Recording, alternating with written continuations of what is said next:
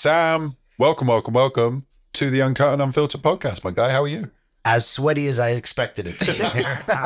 Tell you what, it's not even that hot in comparison to some of the days we've spent in here. Yeah. It's warm, though. It is warm. Ian, as always, pleasure to see you, sir. Stevie, sat around the table again, ready to indulge, ready to embark upon a bit of a journey with, it looks like 5 wonderful whiskeys you brought for us today, Sam. They're all sealed as well, aren't they? They're all sealed. Tracked Should we any of them. pre-open? No. Yeah. Whatever you want. Whatever. The microphone's fucking everywhere. We can just get the audio on. Yeah, what's the pops? Let's all take one. Yes. I love that. Okay. Let's get some pops going. Go hard. Just yeah. Good. Yeah. Snap. Yeah. Bit of AMSR. Oh, I like the wax seal on this. All right, I'm ready. You guys say when you're ready. Yeah, 3. Oh, I'm not ready at all. I just cut myself too. Nice. This is a cool fucking label. 3, 2, 1, let's pop. Oh, You should have screwed top. Sorry, that was a bad one, Stevie. Actually, unscrewed his way before we all went to the pop, so there we go. Play again. drop them in there. Fine. Cool, I love it. So 5 fresh bottles that you brought for us today, Sam. Yeah. For everyone at home who maybe doesn't know you, tell us a little bit about you, because you're actually quite a main man here in the whiskey scene. Talk to us. Yes. Dr. Whiskey. Dr. Whiskey. That's how it all started. My name's Sam.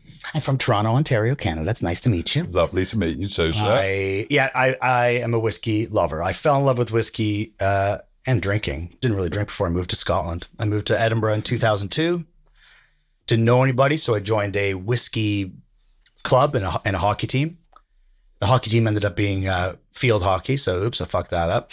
Not what I was looking for. But I met some ladies mostly. And then went along to this Edinburgh University Water of Life Society. And there were 12 people, 11 men, 1 woman, Jess from Sweden. And she was the mascot. So that changed as time went on, but I'm just giving you the facts.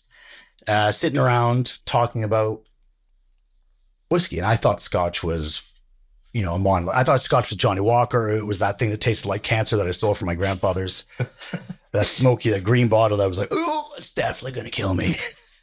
Little did I know. Anyway, and just got into it. I didn't know they all tasted different. I didn't know there were stories attached to each, the people, the place, taxation, migration, immigration, clearances, the whole thing. I just got enamored with the tales, and I was already in an academic environment. I was at the University of Edinburgh, so I just gobbled it up, started reading books and going to tastings, and got involved in this club even more. Ended up being the poet laureate, where I'd write stupid rhymes or songs about getting fucked and how fun it is, and how getting fucked on whiskey is different than all the other getting fucked, and entertained the room of folks, and just got more and more into it. It's such, as you guys know, it's such a welcoming world. Yeah. And so much of that has to do with Scotland. Scottish people, Scottish culture, and so much of Scotch whiskey success has to do with that. But I was always welcomed, and the transparency that we take for granted. You go visit a Japanese distillery and you realize how much we take it for granted in Scotland. Scotch whiskey opens their doors to visitors and answers every question, and always did to me from the beginning. I just got super into it. Worked with Scotch Malt Whiskey Society, Oddbins, if you remember Oddbins. And then when I moved down to London, I worked with Sukhinder Singh, Douglas Lang a little bit, still for the society, and just learn more and more about the different facets of the whole thing. Didn't kill my passion for it at all. Still like to eat chocolate, even though I work in a chocolate factory. And how did I get here? Then I worked with William Grantson, for Balvenie in New York City. Cool. Yep. Traveling around the U.S., talking about Balvenie, handcrafted. If there was a drinking game for him, how many times I said handcrafted, I would be as pissed as I am now. And then went to a global role out of the UK. The family invited me back, and I worked much more closely with Brian Kinsman, with David Stewart, which was incredibly insightful into how stock works, how blending works, how the whole picture.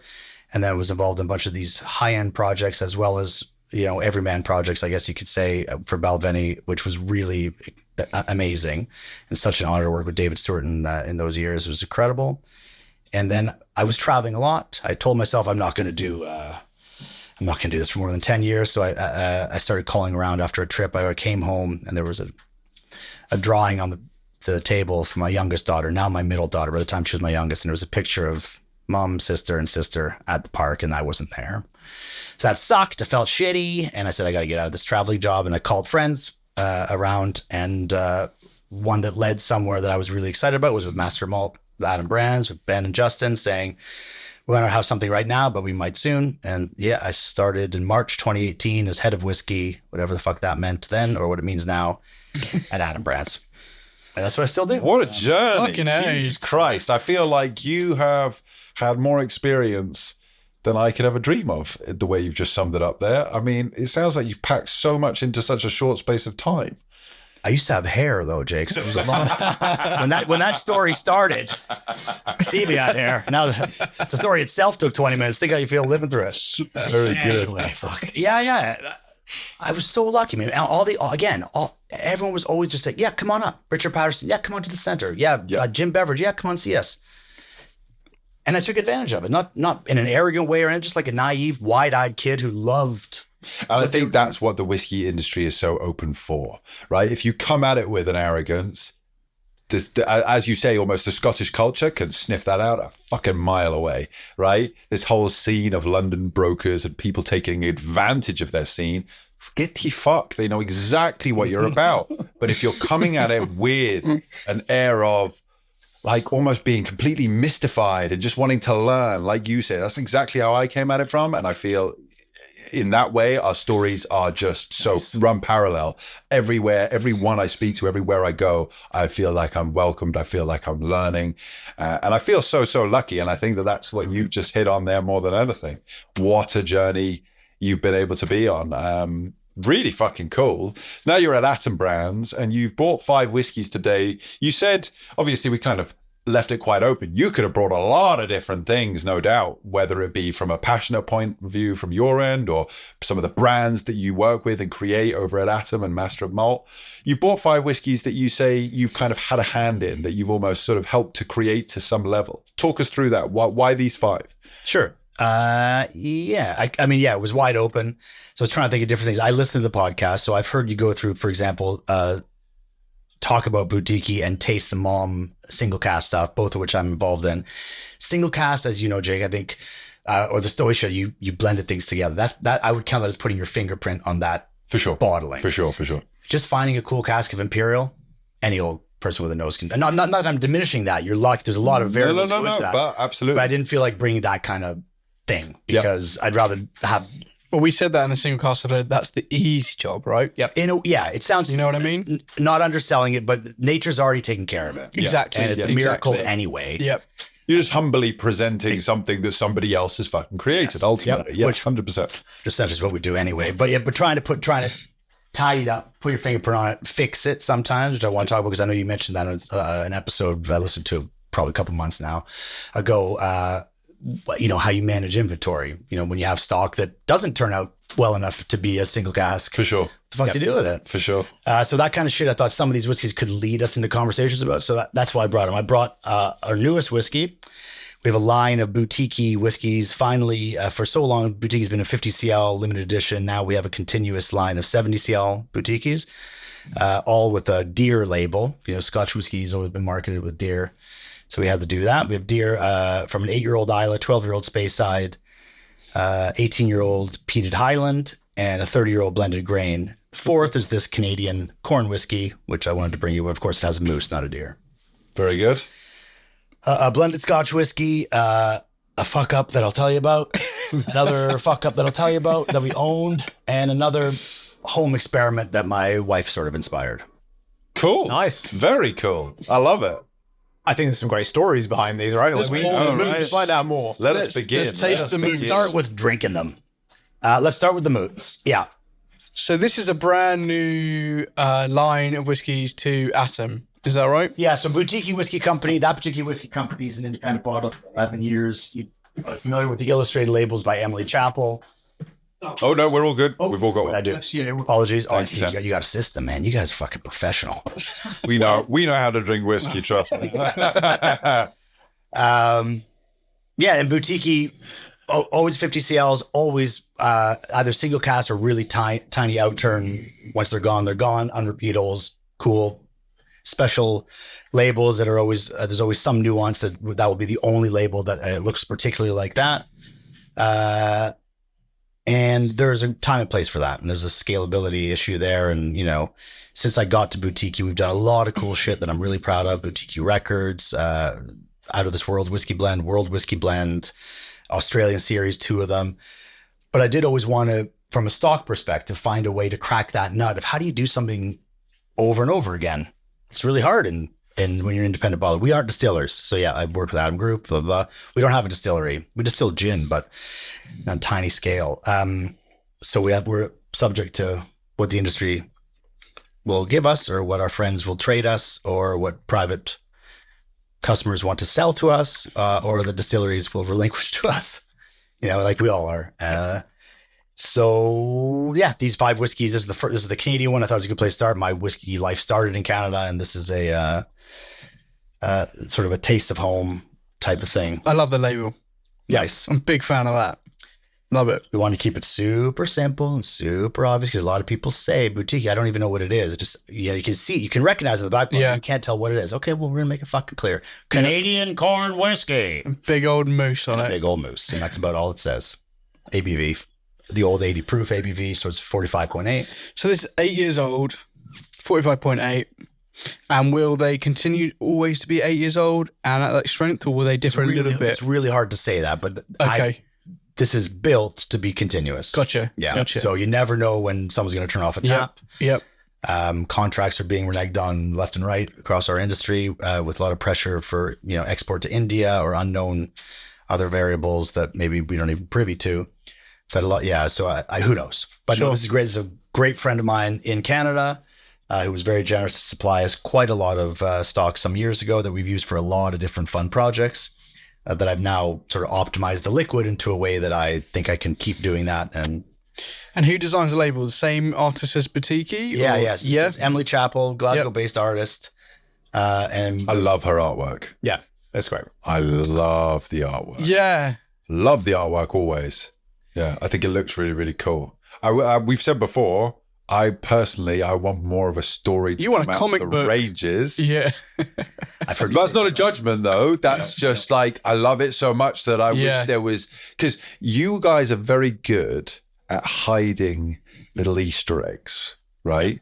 And that's something that Stevie kind of got me into from day dot, and we don't even talk about, because it's just it's for us, right? It's not for anyone else. And if anyone else finds it, it's kind of like, you fucking geek, come and do one of us. You will, do you know what I mean? It was kind of that. But you guys have got some great Easter eggs. And again, that's what draws me in.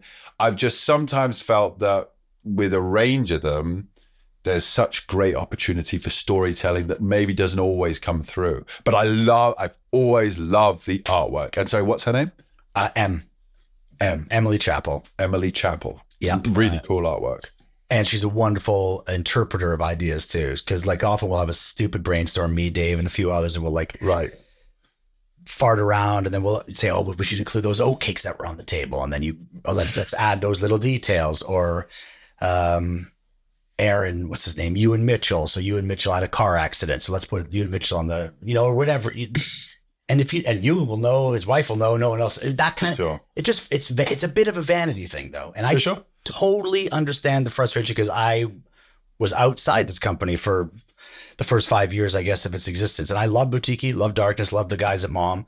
But I also found it having some of the things that I don't love about whiskey, which is it's been intimidating. And it's exclusionary, and it doesn't bring you in; it pushes you away. Right. Okay. I think a lot of Scotch whiskey brands feel that way. You go to a tasting when I started out. So if you mispronounce Bruichladdich, you're gonna feel stupid pretty quick. Right. Bunnahabhain, and someone will tell you at the whiskey show this weekend, it's actually pronounced Bunnahabhain. Go fuck yourself. Yeah. It creates. You're right, mate. I know you're right, but it just creates a unwelcoming feel, and I do think Boutique-y can sometimes verge on that for some people. That's interesting. And so I'm very conscious of it. I think a lot of the things that we've tried to do over the last 3 years or hopefully breaking some of that down while not alienating the loyalists. Yeah, I see what you mean with boutique-y. Is I've sometimes felt like the artwork I've never got, and it's probably more of a private joke sort of thing. And that doesn't mean just between you guys all the time. Maybe an industry thing, and I'm so new to the industry, you're like, oh, you know.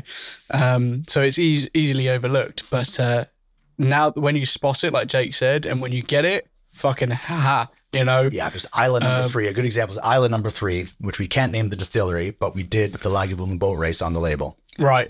Yeah. There we go. Yeah, nice. And all the distillers at the time, including some who are no longer with us. So it's a really cool, it's a really cool label. But it's, if you don't know, it's just a fucking boat. People in a boat on a yeah. For everyone else, it's a Lagavulin. Yeah. I think I said that on the single cast podcast about that. Is like sometimes I don't get the labels, and that's. I get it, but you know, totally, man. Yeah, and Jake, you implied a second ago, like no hard feelings. Bring the hard feelings. If you have questions about what we do, like I'm he's well prepped. He's watched a couple of episodes. I am, yeah. But that's why I was up for coming, even before you reached out to me, because I think the only way to deal with a bit of not tragedy but pain is through comedy and talking it out. It's okay, for sure, and it makes it better. Yeah, man. So we had Dave and I ran a podcast for a while, and some people really took us to task, and I loved it. I missed that. So anyway, I have to say, talking about honesty. Honestly, you put Canadian corn whiskey as the first dram, I panicked because I was thinking, oh, fuck, I'm going to have to be really mean about this because I fucking hate corn whiskey. This is really good. You enjoy it, mate? This is the first corn whiskey I've ever tried that I have not recoiled at. I'm not saying it's outstanding. I'm not like, but it's good. It's balanced. And I would compare this to the astounding rye whiskey I had. I'd tried so many ryes, and I was like, these are shite. It's off, and it's too much this or it's that. And then I tried Stownings, and I was like, you know what? I'm not like amazed by rye, but this is fucking clean rye. Yeah, this is really clean, good corn whiskey. Nice. It's not my style of whiskey, but it's fucking good for what it is, right? Well, let's unpack that too, because you speak about this on the show a lot. And maybe you had a taste we were talking about this, but I was thinking what we're going to talk about. So I'm just trying to remember hanging out. But whiskey's a drink. Yep. Of course, we want to find that crazy 27-year-old boomer that just makes us have an orgasm. Yeah. We have to go to the bathroom and clean up. Of course, we're seeking that, but also, I just want to have a drink with my buddies and play poker. So that doing interesting shit that does and not think about it. So yeah. And we grew up in Canada. You would put that with ginger ale and be happy. Yeah, this is all the sherry cask. I could just put with soda and be very happy all night. Just go. Like maple juice, it would taste like, so, but that's not how everyone drinks whiskey. So if I was to set out to try and make a whiskey to please you or even myself, I'd probably miss the target. For sure. It's impossible.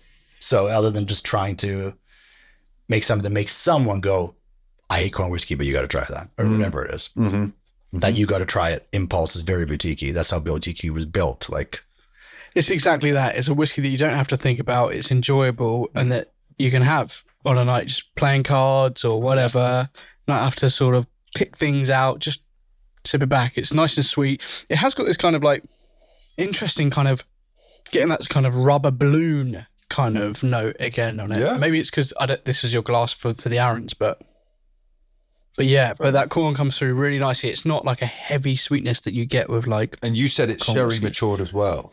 Yeah. So when we bought it, it hadn't been, but we treated it in many different ways. I was going to ask, to learn about it. Particular sherry cask that you can denote? We buy I don't know the producer of the sherry itself, but it's totally PX Oloroso. I'm sorry, I didn't realize what you meant. Sorry, it's all Oloroso. Okay, cool. Yeah. So maybe that's what I'm enjoying. Yeah, it's got the sweetness rounded out with other sweetness, but it's a drier sweetness. It's a nuttier sweetness. It's adding depth to the sweetness. Whereas any other corn whiskey, I think, that I've tried has all been virgin oak or bourbon matured. Sorry, and maybe it must be. That's the only differentiator, other than the fact that it's Canadian. But you tell me, you're Canadian. Is there much difference between Canadian corn whiskey and American corn whiskey? Oh, I got to be careful. My supplier's going to get angry. I'm sorry, Don. Yeah, there is. There is a difference. Yeah, definitely. The climate must be different. The climate, the way it matures is different for sure. Right. That's an interesting point. I didn't think about. Stupid. We don't necessarily fill first fill. We don't have to. We don't have to make meat bourbon or any other. For sure. The standard. That's so interesting. And that's where I feel the SWA let us down sometimes. You look at Compass Box Spice Tree release, you know, that's kind of one of the notorious ones where that is fucking innovation at its finest. And I felt really gutted that they had to, you know, essentially pour that away or not label it as Scotch, you know. And then later suggest tequila. Right, I know, right? But this is the thing, it's like, why do we need to be confined to such rules, you know? I don't know, each to their own, I suppose. I just think, yeah, Canadian, this is still a corn whiskey. I can tell that it's a corn whiskey. Yeah, so it's 95% corn, 5% rye. But there's some rye in it as well. Yeah. That's cool. Distilled on a column still. But it makes a great old fashioned as well. Ooh, so this is classic cocktail ready. That's Manhattan. Yeah, exactly. That's. Where are you at price point or Buffalo on this as well? Don't you guys do that at the end? I listen. Oh, we do. But just out of interest, he's talking about putting it into cocktail. I want to know how readily I would put this in a cocktail. Yeah. So good luck. 36 pounds. So it's a Rittenhouse rye. It'd be cocktails every day. Not that it's pounds bad on its own at all, because it's great. But like, sorry, something you can fucking joking. No, it's exactly Rittenhouse rye. Lot 40. I love lot 40. For an 8-year-old. I am literally at that rate. I'm going out into the street saying, "Try this cocktail. Try this cocktail. Try this. This is amazing. You try this cocktail." We did it, buddy. Yeah, did you? Well, no. The objective of boutique is to get people to grab a glass. And go, you got to try this. Yeah. That's You've got me doing it. That's amazing. I almost want to leave the podcast now with that bottle and just go out into the streets making old-fashioned for randomers. Try this. Leave me alone, sir. Genuinely, this is for £36. You're going to do as the old adverts and get that mousse around that mousse. Well done. That's fucking cool. That's really... The missus would love that I'm as glad well. I asked about the price point because I'm now not only this is cool, I'm excited about this. That's excellent. I'm very happy. You know, there's some bourbons that supermarket shelf bourbons that are non-age statement that are creeping up to that price, right? Yep. Oh, You know, And worth it, by the way. Sorry. There's many, right? They're great. No, of course. There's no bloody E1. No, so it's boutique, so no additional filtration. That's still the supplies here, yeah. Yeah, so boutique world is zero. That's all organic sweetness in there. Yep. All shit. Yeah, come from the. You're from the sherry, obviously, yeah. Well, and the corn, obviously, but yeah. Yes, exactly. But it took time to figure it out. It took time to get the price where we needed it to be for various like losses kills you. You know, experiment. Yeah. So shit, where do we keep it? All those things help you just chip away at the puzzle. But it's like it is like a puzzle. It's really fun to figure out because we wanted it to be. We wanted the reaction you just gave. We wanted it to be. I think it's a fair price for a good mixing product. Rittenhouse rye price, lot 40 Canadian. Wanted to be right in that ballpark. Rules wise, I have no idea about Canadian whiskey. I'm assuming you guys are shipping the Oloroso casks out to Canada for aging, or is the whiskey coming? If he tells you, we have to kill you, mate. Yeah, you had to go. Should we go to the next whiskey? Okay. Get back in my hole. It's a great question. Most of the work is done over here. Okay. See how that fucking goes. Where you just killed it. Jake, buy while you can. Ian just killed it. I don't care, right? Like, No, it's it's not whether it tastes good or not, right? Just make sure no one listens to this. Do not share this podcast on your Instagram. No, yes, that's correct. We've done all the stuff. All the reworking has been over here. Okay. In our control. That's fine. Like, No, that's why what I think. no one should care about that, right? Some people do though. It's a bit weird. I think it's because of the Scotch Whisky Association rules, right? Yeah. And they expect the same rules globally. Fine. Look at fucking rum, right? You have tropical age, you have non-tropical age, like whatever. It's so stupid. It makes no sense. And like I say, I would quite like to try a Scotch that's aged in fucking Goa. Do you know what I mean? I think that would be cool. That's what it was a Michel Corvera. He used to do that, try different cellars in France. Yeah, but before he got stopped. But it was a very interesting experiment. Well, go have a nicker from the barrel, right? Then you're tasting. Well, that's true. Straight Ben Nevis. Yeah, I taste tanker. I think IBC. But you're right. But Canada has rules too. That's why I'm being a bit awkward. Yeah. I love that. Let's move on to Dram 2. That was a really surprisingly delicious place to start. Yeah. I was expecting to have to start on a down note. I saw corn whiskey and I thought, oh god, Jake's gonna Genuinely, I was sat here and I was like, maybe I should ask him to switch it around. I don't want to be a cunt straight off the You got a bat. smoky glass and a not. Is that is that the system? I'm all right with either. Okay, fine. Oh, this is a clean glass now for me. We're pouring Green Isle, another everyday thing, but a very different thing than So this is a blend? It's the blended Scotch whiskey. Yep. Cool. Have you got one, Sam? I do. Thank you. Yeah.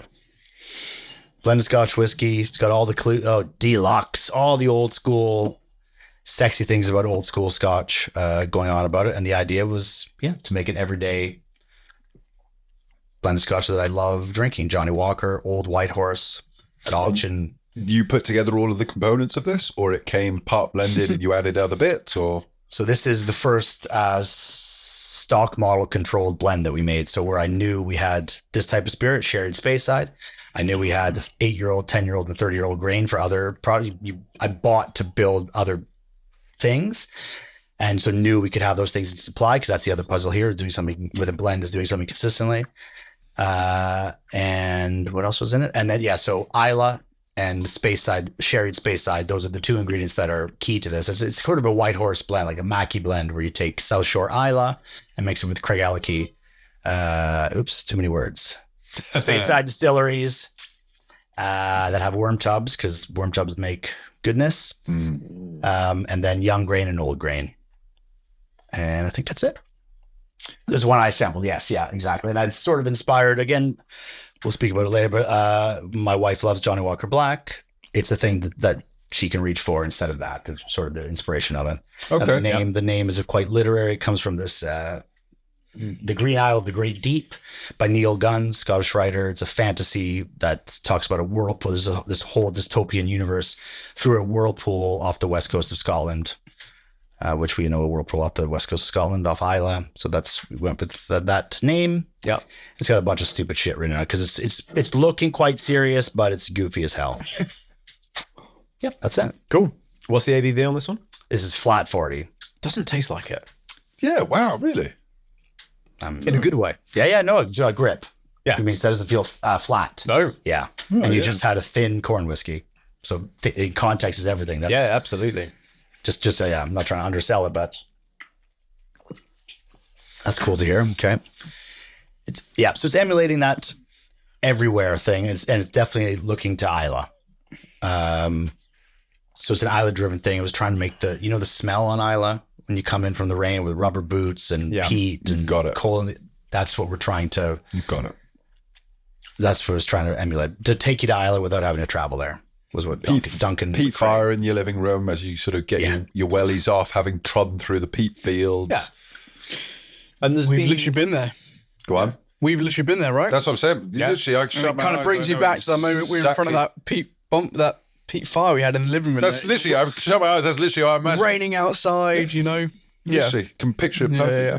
Well, whiskey does take you to a place, right? Charlie MacLean, a lot of whiskey writers, but always speaks about that. How it's connected to our brain. You immediately could pull up a memory. And I've had people cry at tastings and check in on them later. It's like, oh, sorry, just reminded me of my grandmother's bathroom, or that sounds disgusting.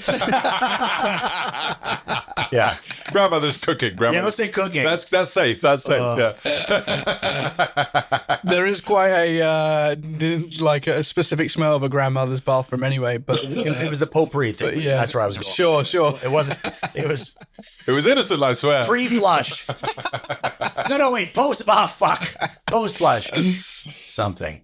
But anyway, it's supposed to take you to a place. That's the idea. Transport you, an everyday blend, but just something that yes, there's plenty going on, but you could also just sit and I don't think this is an everyday blend. From a price point, it may well be, but this is quite a specialist flavor to me. This is quite this is something that I would want to share with somebody who's not at the beginning of their whiskey journey, but cracking away, and I want to share something a little bit interesting. It's very reminiscent of Isla. So the fact that was your aim is like you've hit the nail right on the fucking head again. And I'm very excited now to continue trying these whiskeys that you bought for us, Sam, because you're 2 for 2 here.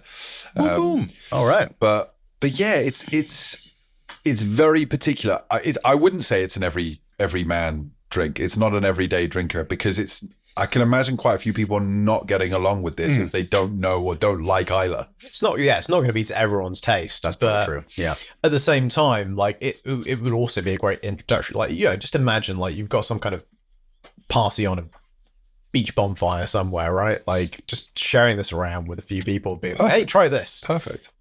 Like, And it would probably split the room to a level if you were all new drinkers, right? If they're seasoned drinkers, that's one thing. I think anyone who likes Isla is just going to fall in love with this. But if it's brand new drinkers, I feel like this could really split the room because there is that depth of Isla in it, which is the sort of the component that you could argue over. However, there's wonderful sweetness. There is depth. I love that you've told us the worm tub whiskey because now I'm starting to really recognize that there was like a meatiness, like a backbone to it. Yep. I wouldn't have necessarily picked that out. Now that I know, you know how much I love Craigie. Bomb is all of a sudden coming full circle for me. But I think that if you were to give this out to people, all new drinkers, you'd probably split the room. Half of them would go, fuck, this is amazing. And half of them would go, oh, this is fucking hospital floors and that side of things that they don't like, right? but at the same time, you give this to a bunch of people that do like whiskey, and I'm not sure a huge number of people are going to be like, oh, this is a 40% blend. No, yes, true. Because a lot of stuff that's produced to a price point, right? You can tell. feel the grain running through it. Yeah. Or you can just taste the water and the thinness of it, right? Yeah. And it's not that. It's characterful. The meatiness of the Craigie, the depth of the Isla, the sweetness all round. It just comes really, really lovely. But yeah, you're right. I would never have in a million years guessed that this is 40%. I'm 48 up. Easy. It's like a really well integrated 50% whiskey. No, I think there's the depth of flavor there, though. No, I'd maybe pinch it like 46. I'm not sure I'd be going. Yeah, I wouldn't go that high. Wouldn't go that high. the flavor is rich, though. Yeah, it is. The thin, like I know that what you is- mean. There is an element of The it kind of mouthfeel capping out at a certain is- point from a The mouthfeel level. mouthfeel, Yeah. but the flavor. The flavor is No. rich, is Yeah. bold, is well up there. Yeah. It's almost like one of those. And sorry, I don't mean 50% like it's too much. I mean like a seriously well integrated. Yeah. Do you know what I mean? It's the flavor. It's the fullness of the flavor that really does it for me. I fucking love a older cask strength whiskey that has fallen down below 50%. When you have natural cask strength that like Buy it. Even if don't ask for a sample. If you see one that's naturally fallen below 50, just buy it. Yeah. Because it's a beauty. and there's elements of that to the way this works out. Maybe that's the best way to describe it. Yeah, no, you're right. That is a much better way of describing it. Fair enough. It's yummy though. Yeah, it is.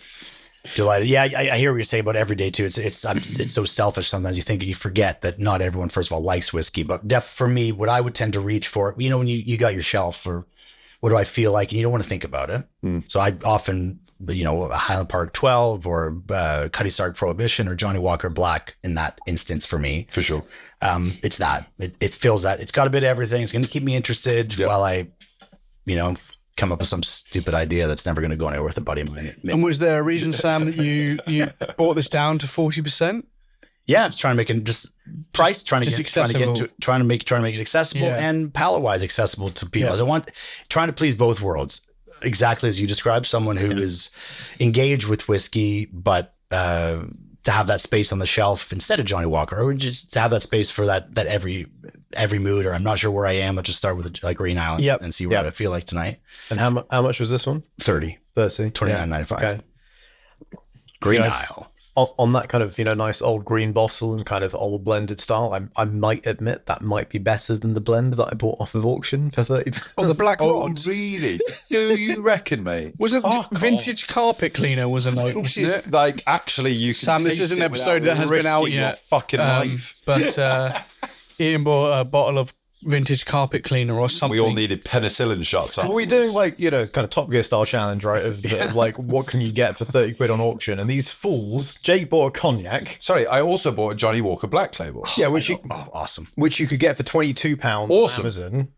So like, fails. Oh, what do you mean? Johnny Black Contemporary. Yeah. Oh, okay. Never mind. Yeah, I was very excited for Sorry, it. Johnny Walker Black Label. It was with a limited edition thing. a lovely box. For Okay. 25. Bottle. So I got it for £25 all in. That was the aim of the game. You paid £35 for a bottle of pish and vinegar. From the 60s, though, Sam. It's from the fucking 50s. Oh, sorry. Well, it's just older piss and vinegar then, isn't it? You're a fan of finest North Country Black Rod, Sam? Black Rod? Yeah. Was that the brand name or Yeah. the nickname? He's making sexual advances on you. Wow. Good luck with that. Yeah, well, no, it was that. It was terrible. It was awful. Absolutely terrible. It was So really bad. from the 50s. Wouldn't even give that to the poor bastards Yeah, on I the don't even side. know if it was what was originally in there. Yeah, Anyone could have rebottled that. Yeah, we God could have been knows. drinking anything. Yeah. Yeah, I haven't been the same since that weekend, actually. Yeah, keep twitching my eyes. I've grown Other ingredients. that we extra used to add. fingers. Oh, yeah. Who knows what was Hikes actually were in it. Who knows what was in it? Yeah, could be anything. Apple juice. It's all. I think I picked very well, but anyway. Yeah. Yeah, this is much better value, I would say, than any of the bottles that were There on. you go. Like, Green Isle. Better than Black Rod. better than shit from the 50s. I don't Well, know if that's funny, the so accurate that- one. The other polarizing evidence I have is on Master of All, where people can write reviews, obviously. And it goes from, this is the best 30 pounds I've spent on whiskey, to kill me. This is the worst thing I've ever experienced. Oh, right. Okay. So it is, well, you're absolutely right. It is Let's polarizing. not try Black Rod then. Have we got a whiskey for you? I reckon they stocked it at one point. Hold on, let me send you some real shit, guys. Jake, send the bottle down to can have the whole Sam, and then send a free. You can do the drinks by the dram. Send out a free dram. 3CL sample of Black Rod to anyone buying a bottle of Green Isle. Yeah, you guys could have your own taster pack of like the worst shit. It was like a novelty pack. Yeah, just by the dram. Your own sleeve and everything. Brand it up. Cool. I enjoyed that. Yeah. I did enjoy that. This bottle, though, the third one, Continue? is taking my, is piquing my interest. Defile. This is non-peated. Yeah. What's this? This one's non-peated? Non-peated. Cool. Yeah. So Want to stay on peat for a bit and end sweet? No. I'll just check. it looked like it was bottled by Satan or something. Yes, No. this was so. Well, I love this. This is like from the CIA files. I'm just not. Yeah. This is an X-File. No, but you know what I mean? It's all redacted info. It's kind of, it's cool. It's got 26 on the label, which immediately like, The 26, the but blacking out on the bottle, is that, Oh, sorry. you haven't just done that, that's part of the actual packaging, right? Thank you, sir. The label. Yes, of The course. block yeah. blacking out. Cool. Talking about, there are regs and rules to Mhm, be avoided. Okay. I'm not totally certain where the story begins, but I think because you mentioned John Glazer and he was so helpful to Sorry, me. can I see that bottle, Of please, Sam? course. Thank you. Yeah, Let's pass it start around with as John well. Glazer. That idea that whiskey can be so much more than that. Whiskey's amazing as it is, and that it still could be so much more is something I've definitely learned from John Glazer and from Compass Box's innovations. Spice Tree and the trouble they got into back in the day when I had my blog, Dr. Whiskey, I was quite vocal about how that went down. So I'm into sort of pushing the envelope a bit. And anyway, when I first started at Adam, there are a few little bits of liquid around that I said, why don't we fuck around with this? Why don't we fuck around with that? And we did. And I was at IWSC judging in 2018 in June. And I saw Bill Lumpson and Richard Patterson, blah, blah, blah. And they were saying that there were about to be some changes to the regs. And there was going to be a widening of what sort of casks. Did I ever get excited? I said, well, these motherfuckers, they're insiders. They're going to be way ahead of it. The only reason it's happening is because they've already filled a bunch of tequila casks or sugar cane, right? So I got to do something quick. So I took an amazing 26-year-old whiskey from Orkney. I was going to say, I know exactly what this is, and I'm so annoyed. I wish you almost hadn't said that because I was going to guess this is a Highland Park straight off the bat. What do you mean? Definitely. Do you reckon? No. Do you reckon? No, Scapper. I think it would be.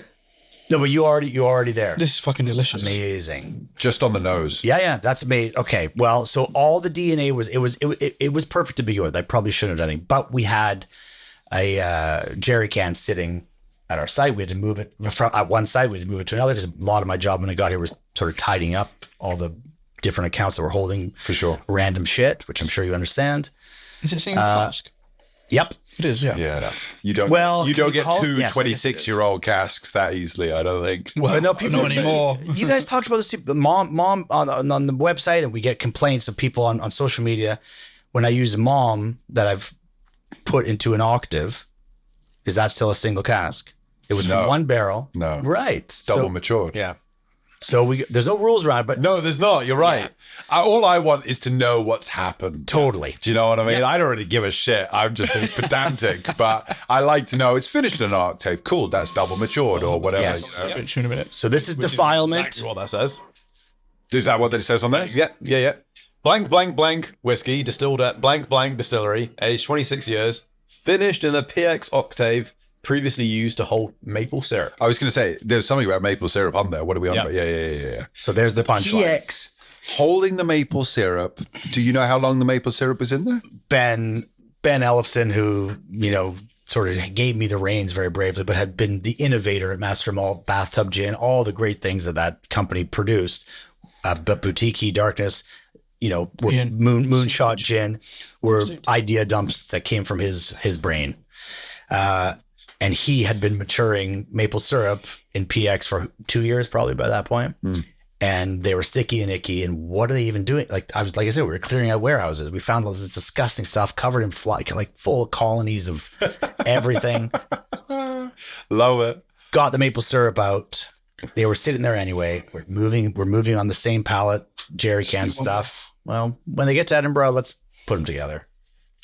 So we did. The law changed. Didn't involve, but maple syrup was not included. Shucks. Yeah. So Ben and I, actually with Ben and Rosie Milsom too, who's our other ideas person. Rosie Milsom. Did you always want to do maple syrup, or was that part of the Canadian? I don't think I would ever have sought it out if we didn't have whatever it was, 12 of these octaves sticky ickies. Yeah. I don't think it would have sought This that. is so cool. I really like this. I just recently bought, are you familiar with Two Stacks? Yep. The Irish company? And they've got a stout maple syrup, Yep. small batch bottling. It's got elements of that in it.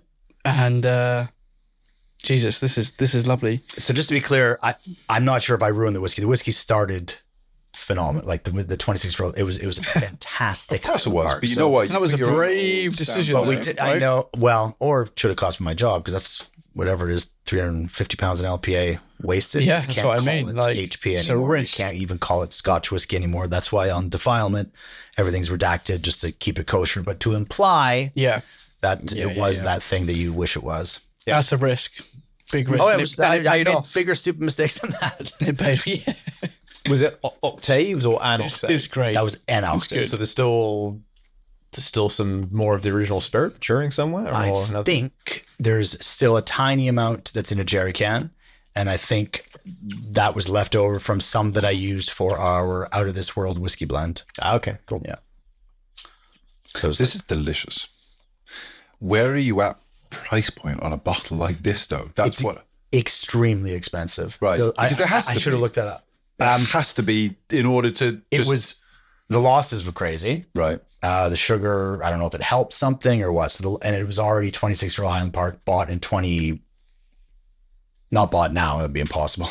2017, but still, it was one of the most expensive, expensive. yeah. I think the Boutique-y was $365 Right. a bottle in a Okay. 50 CL. Okay. Wow. So I would really need to look it up. Maybe Steve, you can do it quick. I turn my mobile stuff off just so it doesn't buzz. What do you need, Sam? Defilement, 26-year-old. The RRP? Yes, please. Yeah. Because it's so. It's expensive, but it's the only one that's ever going to exist. I'll tell you that. So, and you can really get the maple. Oh, yeah. I get all of it. I get every single component from the nose, actually. Straight off of the nose, you get Highland Park singing in this kind of waffly, bacony, beautiful breakfast. It is Yeah, it is. It's that thick, sticky, icky breakfast buffet You know that makes you feeling a little bit sick afterwards, but still glad that you ate the whole Last fucking weekend, thing, right? I went out for this. I went for a walk in Richmond Park. Before I went for a walk, I went for brunch with my missus at this place called Heisenberg. Okay. That's in Breaking Bad. And I had Chicken this- waffles. Yeah, it was waffle with chicken Yeah. and bacon and maple syrup, and it was fucking dirty It's and insane. disgusting. Yeah. And it's that bottled. It's £351.95 still in stock. £351 for a 26-year-old in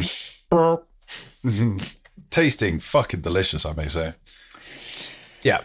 But It's sorry, I like the word. sorry. Used. Oh, sorry. Go. Has there ever been anything Scotch 20 plus years old matured in maple? Has No. there ever been anything matured in? Well, yeah, Like I mean, Scotch. but like young Scotch will be, and it won't be called Scotch, and there, I'm sure that there's bits and pieces of that happening all over the world. But something of this caliber, surely no one's been as foolish as you, Sam. I have It's been- such What I an mean, out there it's a idea. bloody risk. I think it's such a big risk, and I think it paid off wonderfully. at William Grant and Sons or at Macallan or at Remy or at Glenmorangie, how much work it took to be able to get that experimental distillery and NPD at William Grant Sons could take 2 years to get one new idea out. This took 5-minute decision. I'm given full license and trust by this company. It's bonkers. Wow. I love it. There was no gate process. Yeah, There was no get approval. Yeah. It was like, hey, could we? Hey, I had this idea. Yeah, okay, you do that. It's love it. amazing. I love it. So I'm very grateful for that opportunity to fuck up because I do. When I was at William Grant, there was a one of their corporate lines was freedom to succeed, freedom to win, Yep. and I always had a problem with that because that means the objective is winning. Yeah. You have to have the freedom to fail. Yes. Otherwise, you'll never. And it was always a backwards philosophy to me. So, I definitely have that here. And I don't worry. I failed plenty. What I love about this, Sam, is you've gone out on such a ledge because I know exactly what it is, not to buy a 26-year-old Highland Park, but to have a 25, 26 plus year old cask in your hands and you're like, we need to fucking do something with this. What do we do with this? To go, let's put it in maple syrup casks. Yeah. Is fucking wild, my guy. And I have so much respect for you for taking that jump, and it has really paid off. I think that actually everything that you showed us thus far only sings to the fact that if this is part of what you're creating, you need to be involved in some of the bigger conglomerates to show them how to become a bit more experimental, how to actually stretch themselves. Yeah. Because, like you say, I'm not going to single anyone out, but these conglomerates can take years and not come to a decision. No. Right? Yeah. Fumbling around over this and that and the other. Actually, what we need is a decisions man, is a creative man like Sam, who's going to take a risk. And you don't need to do it with all of your stocks, but try it with one, give it a punt, and if it works, then you can scale it up. And this is what's so fucking cool about this dram. I'm inclined to say that this is underpriced because where the fuck else do you see a 26-year-old whiskey with it's part of the labs. It's Adam Labs. Yeah. So it's exactly that. Creative. Creative. To take it. But everyone then should have a fucking sector within their business catering to that Yeah, side of exactly. things. You want the because a you've ma- got geeks, a mad freaks scientist like us Yeah, who are like, yeah. oh my God, Yeah. he's back in his lab. Yeah. We need to fucking get that one, Sam, tell me, 100%, did man. you name it Deformant before or after you did the I love experiment? the name. After I. Okay. Of course it was after.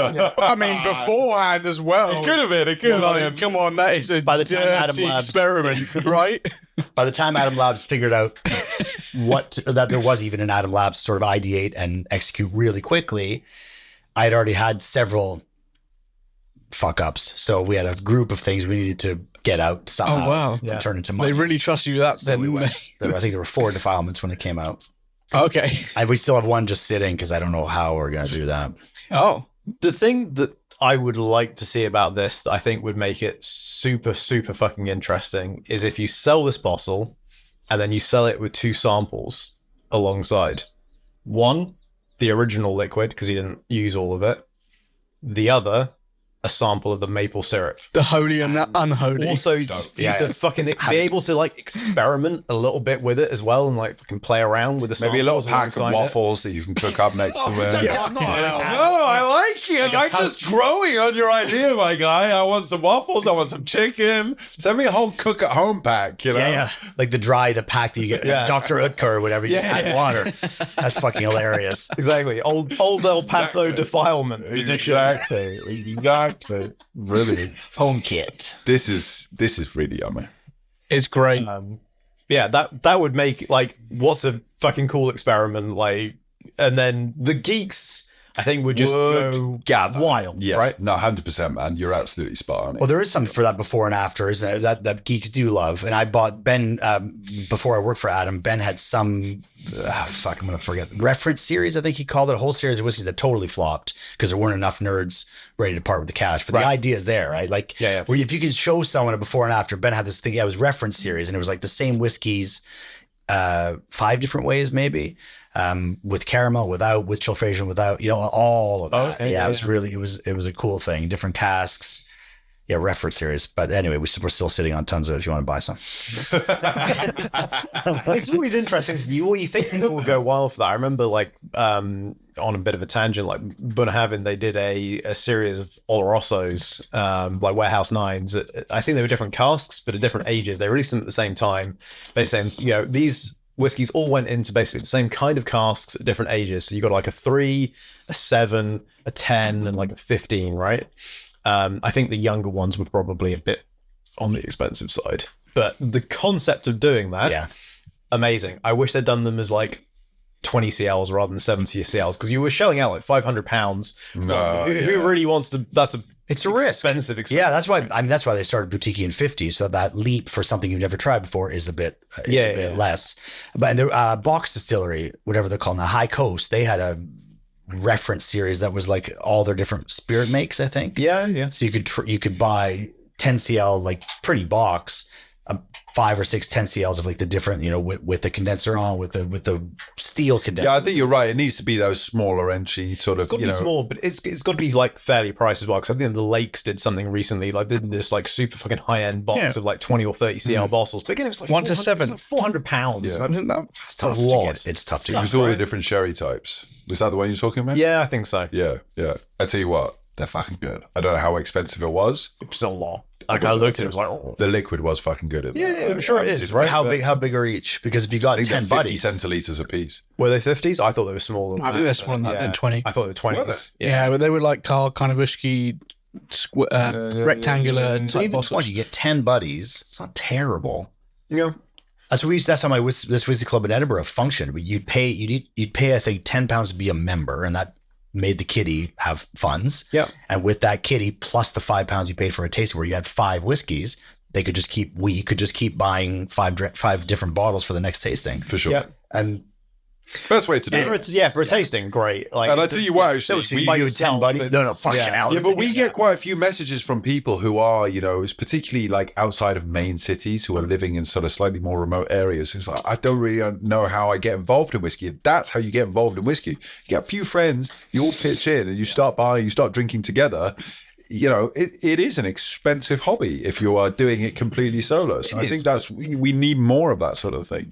If you're out in the sticks, like obviously you can't really be driving. Mate, it's tough, right? Round here, there's no whiskey club.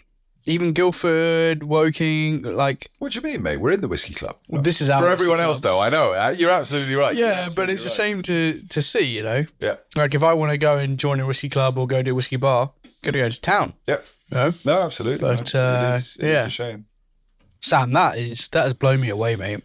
That's really cool. Great. Well done, dude. It's a weird. That's going to be polarizing too. You're being very kind to it, but some people are going to taste that and go, "You're an idiot." That's disgusting. Maybe. Yeah, I'm sure there is, but yeah, I think the only really people enjoyed who would do that are serious through and through whiskey aficionados that have been around since the fucking birth of the dinosaurs. Yeah. And who can, like me, straight off the nose, would go, "That's Highland Park," but wouldn't give it the go. They go, "You fucked Highland Park here. What have you done? Why have you messed this up? What have you done with it?" And wouldn't even give it the opportunity to sing. And it does. It sings very nicely. Fucking love Highland Park. I think probably everyone knows. Yeah, I think we all do, right?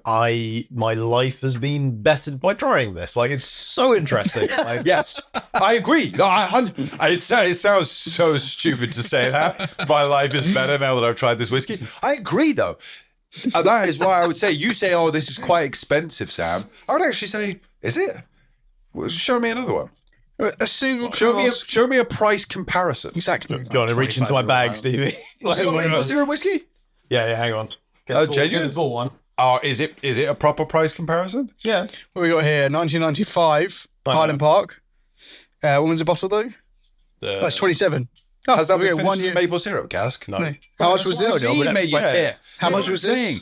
I'm not saying you can't find similar Highland No, Park. I know. How much is that How bottle? much is that? 215. Yeah, see. £215. Yeah, But it's G&M losses though. Yeah, well, you're paying for like £100 losses worth of are maple up. syrup in that. So, G&M filled that into their own cask 27 years ago. Well, this is it, right? G&M have had the privilege of buying long before anyone else was. I hear, Sam, in as much as we've bought casks before, and the leakages, it kills you. It's not just leaking, you know? it's like buying a cask of Highland Park. Full stop, right? Very expensive. Especially if, had you not done that, you could have also called it Highland Park, which is also increasingly unusual. Yeah, but which we did, and no one bought it. Okay. Otherwise, we would use. That's why we had the jerry can. Yeah. Because we didn't need. There were no more orders for that boutique. I mean, so I think what the way they did at the time was they would introduce a line. Before I got there, they'd introduce a line, give it up, put it on it was called an MPO, a monthly product offering, give it to the sales guys, and they would only produce the order. Yeah. So the boutique, they would say, okay, well, the maximum yield of this Highland Park is 395. So they go 1 of 2 of 395. Yeah. But they might never make 395. And they didn't sell it. That was 350 though, and a 50 Yeah. because that's how much it costs. Right. So, Or whatever. I think it was 350. I think that leads me on to a question that we had on one of our previous episodes, right? There have been some Master of Malt single casks, and Yes. various internet sleuths have assumed that they've been kind of rebottled boutique. you were the one of them, Ian. Yeah, I might. Poor Charlotte is where you thought that happened. No, right? other people that I've spoken to have been telling me this, right? Various internet sleuths. Just own up to it, Ian. Ian's got okay? a question for you, Sam. Sam's not Fucking gonna. suck up and ask the man your question. Sam's not going to bite your head off, mate. Scotch. Come on. Oh, not mine. He's very I know two. Oh no, it's not me. It's other internet sleuths. No, I gotta look. Listen, I don't know if I can care about asking a question, right? Like at the end of the day, it wasn't my question originally. Other people, Definitely lots of people online. I get Well, when messages. Sam was in here, you didn't frame it like that, mate. So, you know. I'm going to go back in time. I'm going to cry in a corner somewhere. Go on, ask your question. What's the question? The question is, are things that end up as mom indie bottling They haven't sold as well. always from cask? Absolutely not. It's leftovers. Yeah. 100%. That could be leftovers in glass, leftovers in Jerry's, partials. So I'll do like a hoggy that's very full, but I don't think I could sell 500 bottles in a boutique. I'll make it 400. I'll keep 100. And so we'll bottle around the same time of year. We'll do them across different things. Boutique mostly goes business to business and mostly goes around the world. Right. And mom is direct to consumer, so we can have a tighter margin and we can just put it on the website. And because I'm a whiskey drinker and I think whiskey prices are out of fucking control. That is super interesting. I think people will find that really interesting as a response, because I don't think people appreciate that. People just look and they go, oh, I can buy a boutique or I can buy a mom bustle. Like, why would I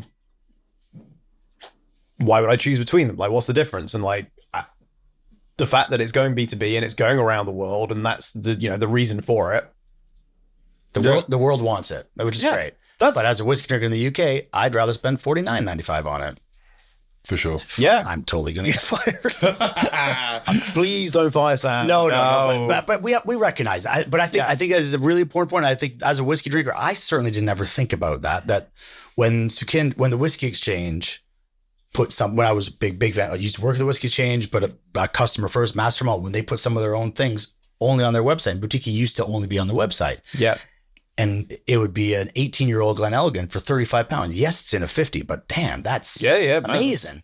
But as soon as they started exporting it, it couldn't be 35 anymore because there's 3 people in the chain. You got to, you know how it works. So we have to separate our business a little bit and think of it as different entities. Yeah, and of course so we do. Yeah, and you can't have it on your own website less than other people are going to be offering it. No, well, you can, but you'll lose your customer. Yeah. No, and we're trying to build. I mean, I think boutique is brilliant. I know it's a bit niche, like we were saying, but I think my brother, when I started at him, Boutique was the first one to sort of say, "Oh, what's the biggest brand?" I said, "Well, Bathtub Gin, but this is the one I'm really excited about." So I sent him a photo. He goes, "The fuck is so stupid, Sam?" That's how you talk, Teddy. And then he went to Japan with his wife. And he sent me photo after photo. And he goes, I get it. Because there are bars which had boutique. They call them manga. They call them manga whiskey. boutique everywhere. Wow. But first of all, I'm going to assume your brother is now Sylvester Stallone. Yeah, he does. Adrian. Yes, not only am I going to fire him, I kicked out of my family, ostracized. No friends today, Yep, Sam. press No record. friends. Really, the movie you're making coming on this podcast. Yeah, that's cool. But it's totally, look, I've told you, I'll answer. That's exactly what it is. There'll be far fewer of those now that we've sort of cleared out the glass. Yeah. But we're always making more boutiques. And if there are 27-year-old Cameron Bridge sitting gathering dust, You're going to repackage it. we're going to repackage it. Hey, listen, and I love that honesty. That's exactly it, right? That makes perfect sense, I think, to everyone. And you know, I've seen people in groups going nuts over a lot of the master and malt bottles because people haven't necessarily cared. They've been like, "Hey, this is like for some people, it's the 70 CL that makes a difference, right? Like, this is what I want." Yep. Or people that not necessarily what they want personally, but they're also looking to like do a lineup of a tasting. Makes it easier to split stuff, right? Yes. So taste David Sturck. We were gonna, when we went to 70 CLs, we were gonna call them all Sturks. That was our joke because David Sturck complains the most about us being at 50s because you can't use it for tasting. So we're gonna call them all. We're now full size Sturck bottles. What were you just saying? Fuck's sake, sorry. Sturck distracted me. I think that perfectly exemplifies the complaint people have about 50 CL. Every boutique is priced where it should be in a 70. We multiply by 1 times 1.4. But when you see it cheaper in a master malt, let's say we have sometimes, like we've said, we've taken some from glass. That's exactly what it costs to be globally distributed. Yep. So most people don't think about that, but that's the 40% that go 20 and 20, or sometimes 30 and 20, or sometimes 20 and 30 to the importer and then the retailer in Australia. And we love these. I mean, the boutique believers, darkness believers, 50 CL as well in Australia are awesome people. We love them. We want to keep giving them what they want to bottle, but sometimes, they're going to end up in 70 CL on mom. But that, I think for people at home who are like, oh, the mom one's cheaper. It is cheaper, but not by the volume. Not that boutique was too expensive. Only by the difference between a shelf price. I mean, what I'd quite like to see, like genuinely, rather than necessarily the boutique go to 70, is actually never going to happen. Go down to 35.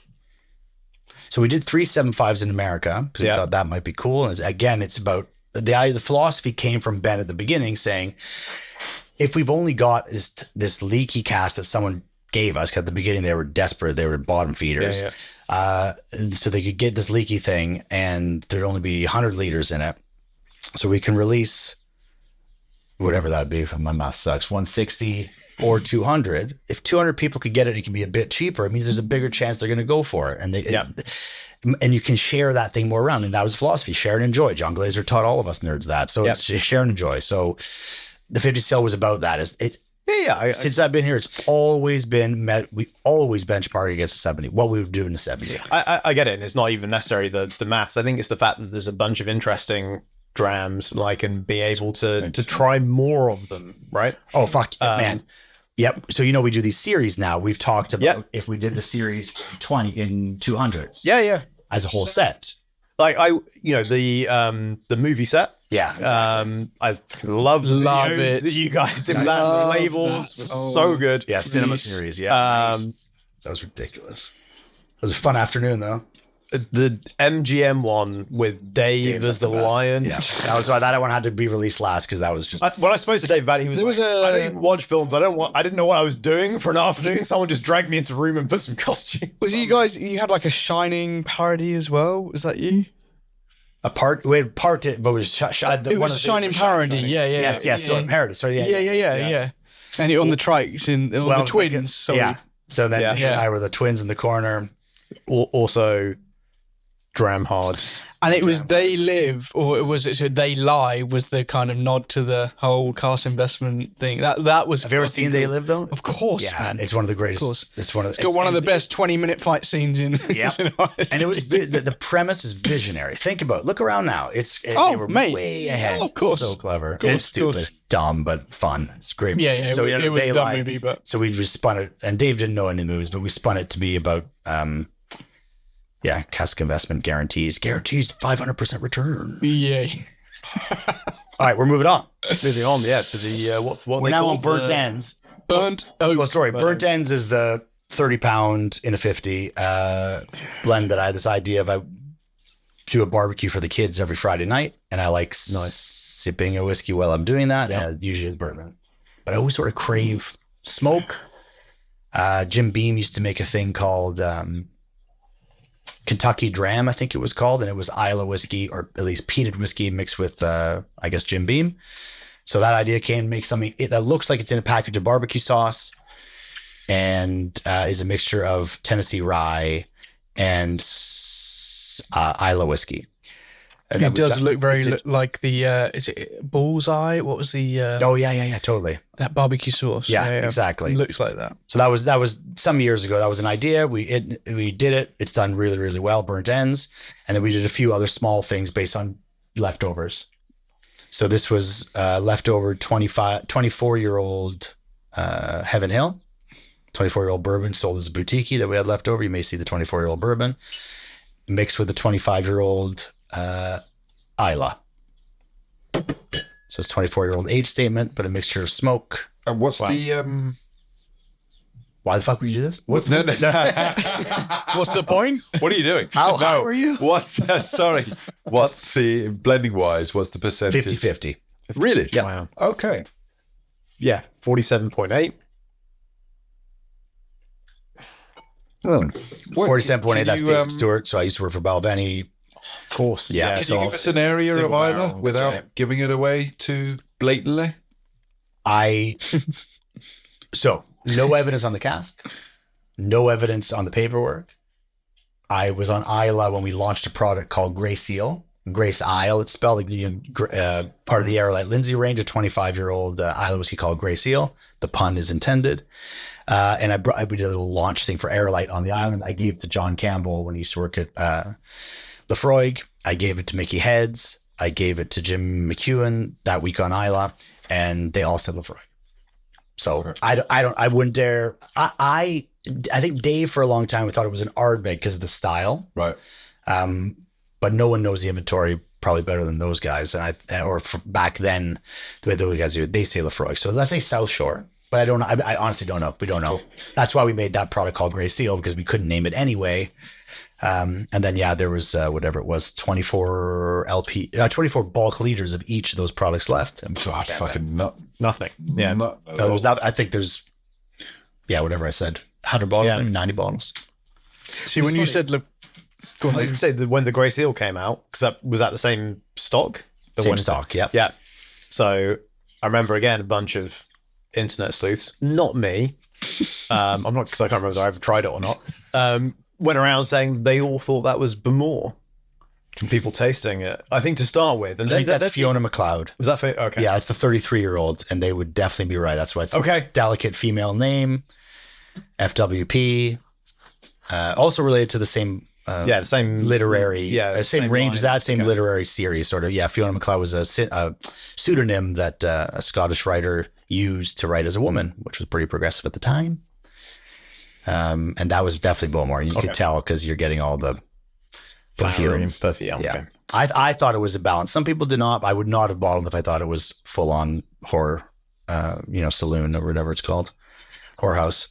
I thought that was really nicely balanced. FWP, French horse perfume. That's what they call those Bowmores. Well, I didn't coin the term. Don't hold it against me, Paskin. Oh, everybody. Now we can all get canceled. Wow. That's it. I can take care of that myself. Thank you very much. Don't hold it against these guys. I don't know. I'm on the fence with this one at the minute. Really? Oh, really? Yeah. Okay. Did you say rye? No, this one. So the original recipe, the 30-pound like burnt ends is where this idea. It's burnt American ends form. is rye whiskey, Tennessee rye from Dickel, mixed with. Sorry, this is George Dickel and No. no. So this is Sorry. That's okay. That's burnt ends. This is This is Heaven Hill, This is a much older version. This is Heaven Hill bourbon. That's right. So yes, and that's what I'm getting. I struggle with Heaven Hill. The Lefroy or the potentially Whatever, Lefroy, yeah. the Islay, whatever it may be element is kind of interesting. And I think that's what's drawing me back to it. But as soon as I get drawn back to it, I go, I don't like that. Then I ponder it for a minute, and maybe I'll go back to that. I'm struggling with this. It's kind of a bit of an. It is weird, I have to say. But for me, you probably know, so I fucking hate bourbons. Yeah. Rye whiskeys I struggle with. There's just that thing that I don't get. So yeah, you're not going to take I it personally prefer this anyway. over the Green Isle. You prefer the Green Ale? Yeah, absolutely. Yeah, This is a bit more my kind of like, you know. I imagine this is a fair bit more than the Green Isle. No, sorry. Of course, 24 years. Sorry, you at prefer least. this to the Green Ale? Yeah. Oh, Right. sorry, I heard it the other way around. Yeah, same. Yeah. I was going to say I much prefer the Green Ale to this. Right. And I would Yeah, say from so a do I. price point of view, Oh. where are we at in price on this out of interest? 60, 70? 10 times 80? expensive. Okay, really? Yeah. I got to think for a sec. I think it's $199. Okay. Oh, Yeah. 24-year-old bourbon. I'm not even 25-year-old. looking it's at this 50 on the cents shelf, as you know well, what I'm right? saying? Yeah. That's really yeah, interesting. yeah, yeah. Thank you so No, much I know. for sharing. I can yeah? see That's that, really but, like, interesting. Well, I was good because I know you don't like bourbon. I was going to bring a bourbon, but I was like, no, let's do this. No, this is cool though, because this is I would never buy this for myself. So I'm glad that I've tried it now. And it's not something that I'm like raving about or anything. It's not bad. It's just I interesting. think It's there is again so like, a complex. super time and place for this. Like if I'm down at if I'm after the whiskey show heading off to like Bodin's at Tower Hill and want to like tear into a fucking big pulled pork sandwich. That's a very specific time and place here. Jeez. But that's what it's for. It's a barbecue. That's exactly what it's supposed to create. That you nailed it. Fair play. Smell that again. Like just, in fact, I maybe shouldn't have said what it was even. And I like to do that every it day. does smell So like this is why I waiting like in the line that. at Bodin's. You know. Yeah. Again, what I would say is you've at least opened my palate to that American style. Certainly with the Canadian corn, I was very impressed by that.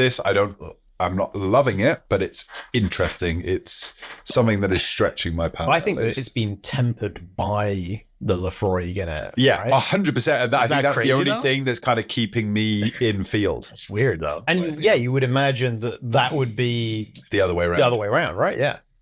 Well, Grey Seal is very delicate. It's Yeah, beautiful, yeah. beautiful peppery Isla, old Lefroy style. And that's so. I agree completely. Yeah, look, this is polarizing stuff. We barely make any of it. I don't think we will never be able to make it again, even if it did fly off the shelves. But it is something that's cool, interesting, opens your mind a little bit to different flavors. I think. And as far as like recreating, waiting. You don't have you booked a table, sir? No, I haven't. At Bodin's, when you're waiting, that's I think what it smells like. Taste is different. Taste, I struggle a little bit personally with this one. I have to be honest, with my own whiskey, but I do think that the objective is achieved. It's a cool one-off, and that's one and done. No, I agree. Cool. I really like the style of the label as well. Yeah, I love it. Yeah. Yeah. So Yeah, Burnt see, Ends, I have to only say- 30 quid. And you know what? just as The label to me sings bourbon. And Yeah. I would almost skim past it. fucking rock I probably and would have roll, gone back man. and been like You know? 24. No, fuck. but it's like fucking like you've got like a kind of barber's like Yeah, kind but of it's that- bottle of exactly. I would say it's American. It's a very Yeah. American style bottle. And Old medicinal style, kind of like yeah. I don't know. The Defilement bottle draws me in. The Canadian corn whiskey bottle draws me in. The burnt oak. It's, you know what? You're right. It says it does exactly what it's supposed Do you to know do. why that It's- is? You don't like- And I don't like that. exactly. So that's why I'm not liking it. Do you That's know all why it that is? right? Because you didn't grow up listening to Metallica. That's pretty much it. Maybe, right? Maybe. It's interesting. Though. It's Yeah, cool. it's cool. It's cool. All right. Now the last one, Sam, is obviously another Aston Brands. So Labs, really, that came from Labs. Sorry, Labs, Aston Labs. Yeah. That's Labs. That's Labs. That's Labs. Labs is where we tried it. We come up with a And I stupid bel- idea. We execute it. Put it Yep. on Mom. If it goes, we make more. And Cool. Yeah. Cool. I like that concept. And Ian, I think you bought this to probably a very early Uncut and Unfiltered that wasn't Uncut Unfiltered. You bought this to our. It was a similar one, I think. Oh, okay. It was the Jaffa Cake. it was so that No. it was this is the hybrid of two different. So it was just the it's so confused. Even we get confused by it. So that's okay. Yeah. Go ahead. Right. Do you remember when he was in the pub though and you bought along? Yeah, But yeah. when we filmed a little. so it was the Christmas cake and cinnamon and something else and something else. So it was just the kind of The sherry, the The space sherry. side So sherry. this is a predecessor to that. no, this No. is a newer one. Oh, So okay. this is the kind of combo, right? Okay. Well, yeah, you're telling me. Yeah. So there was a seaweed and digging Eons and digging and fire. That's where it started. 10-year-old Isla that we can't name, that we have a good supply of, that we use for our 8-year-old Isla in Boutique-y. So we have an 8-year-old Isla as well. Yep. in the new Boutique-y 70 scale range. And seaweed, I play in a band called Barley Stills Mash and Tun, which is a play on that. Obviously, the band Crosby, Stills, Nash and Young, but also that Paul and Ringo and whatever, that shirt that made by Dutch artists. So we played with that, with this idea of how do we do another thing that describes peat. We wanted to say peat right on the label. Yep. So we made seaweed, eons. So seaweed, time, digging it out, and then burning it. That's peat. Gotcha. Everyone thinks it's supposed to taste like seaweed. Oops. So then we started doing flavored ones like Christmas cake and butterscotch, a 30-year-old grain, Christmas cake, 8-year-old Speyside.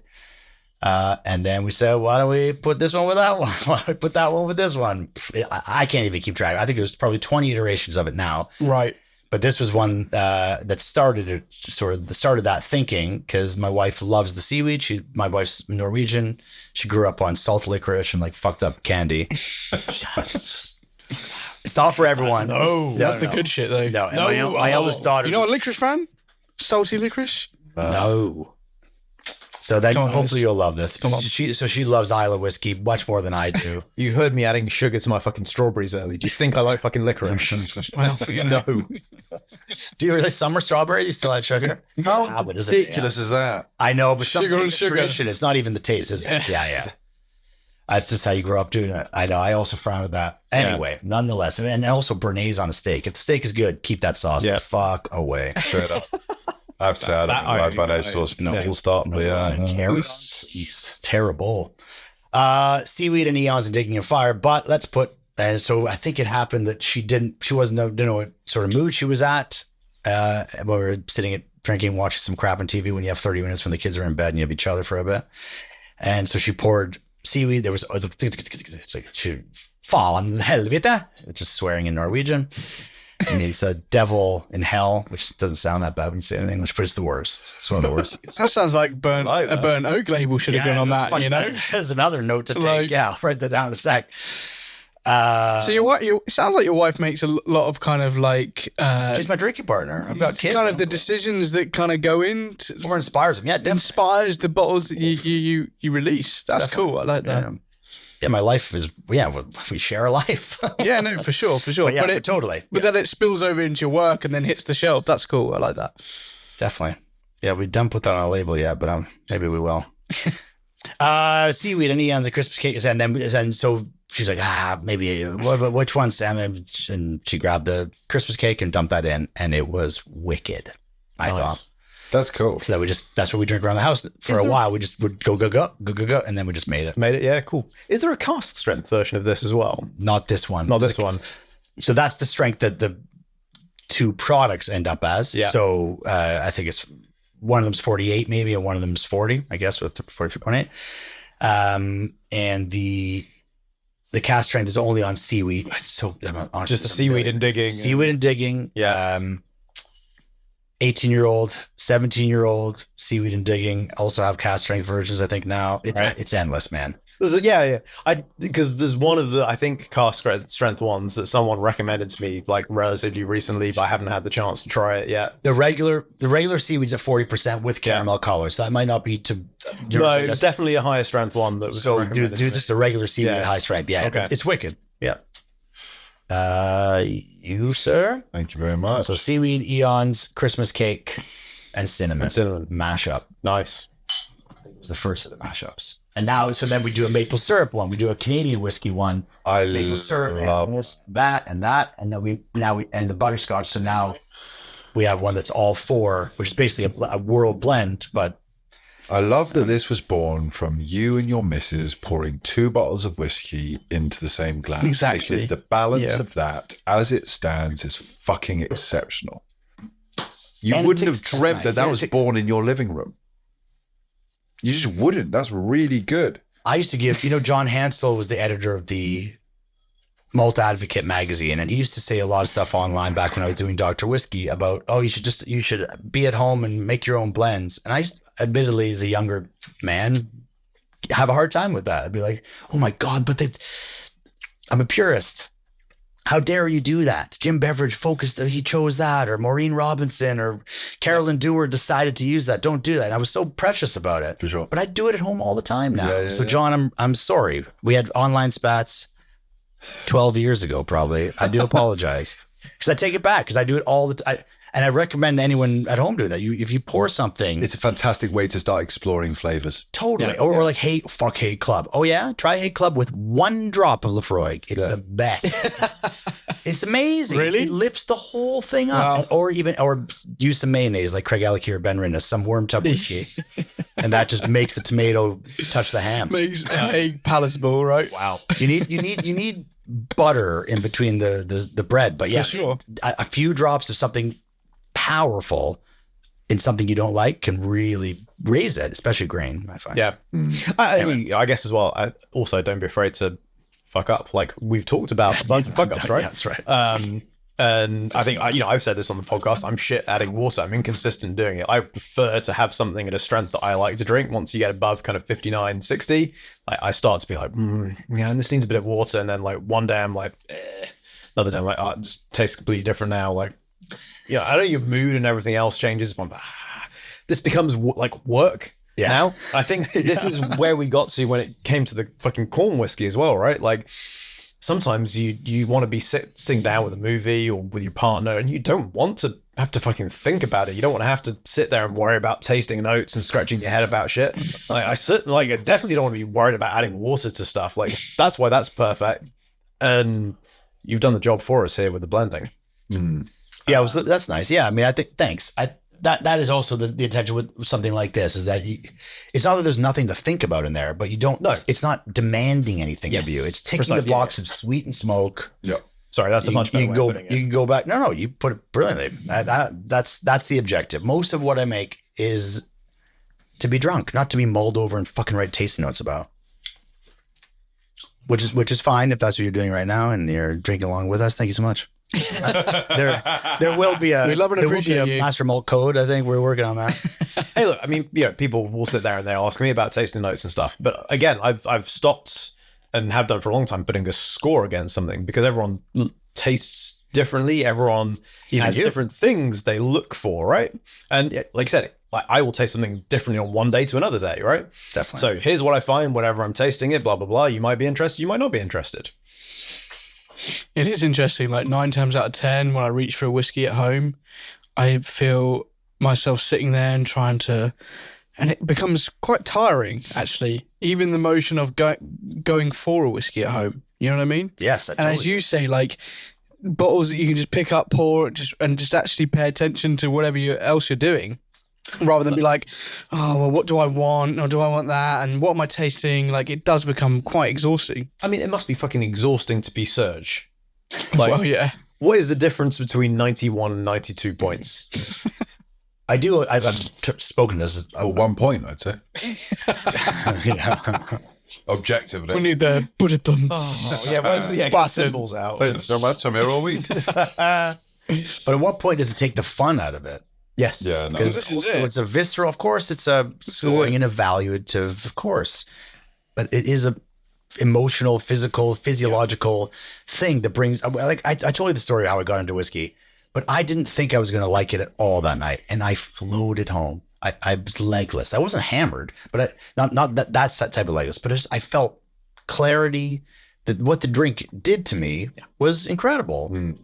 And so there's something much more going on than just that you found fucking FWP or cocoa nibs in this particular whiskey. And it is so much wiser probably to, like a great film reviewer, explain the features of the film, how it was filmed, was it stuttery, was it handheld, so that someone knows what they're getting into, and don't give it a score. But you've described things. If this is something you're into, I hate handheld, let's say, but I didn't attribute any value to that. I hate peat, but I didn't attribute value to that. Yep. I've just described it.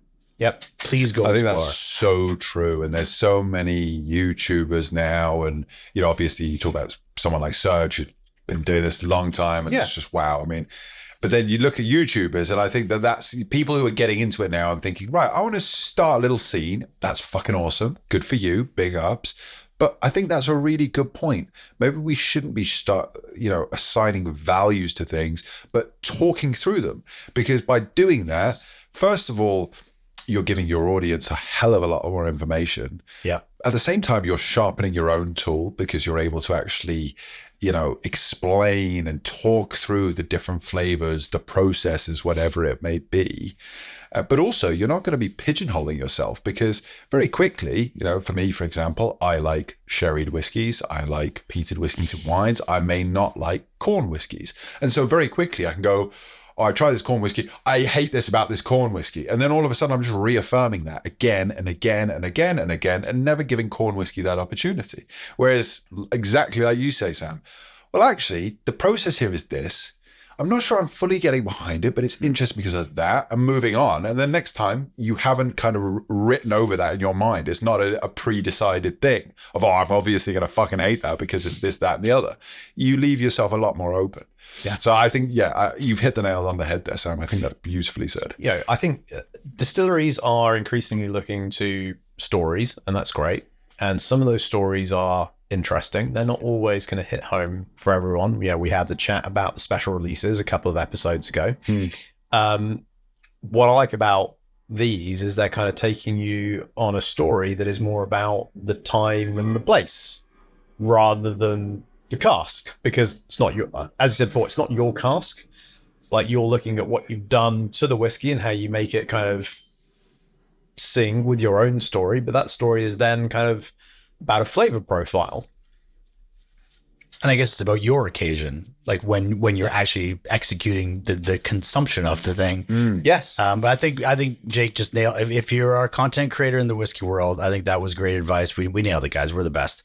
Because if you're telling the world what you think about something, you're only giving them one bit of information. Yes. And if you're telling them objectively, like, okay, well, this is, we're picking up these types of things, this type of thing. Okay, this is a bit about the distillery. The package looks like this. There are so many more jumping off points. You'll get more likes, you'll get more views because you're not alienating them right off the bat because they love corn whiskey or and that's just nice. It's nicer for whiskey. It's nicer for the producers, but it's just a nice thing to engage with. No one reads a great rock critic because you only get what they like. Yes. That doesn't make sense. Yeah. They wouldn't anyway. Agreed. What do you think of this fun, guys. round, lads? What do we think? I'm really enjoying this. It's kind of what I find really interesting about this. I haven't wanted to say it thus far because we were all talking about how I just grab a bottle and don't think about it. I sat quietly here and was thinking about this a lot because there's actually quite a lot to this, right? Yeah. There's so much within this glass. There's the sweetness. There's that kind of briny Isla note.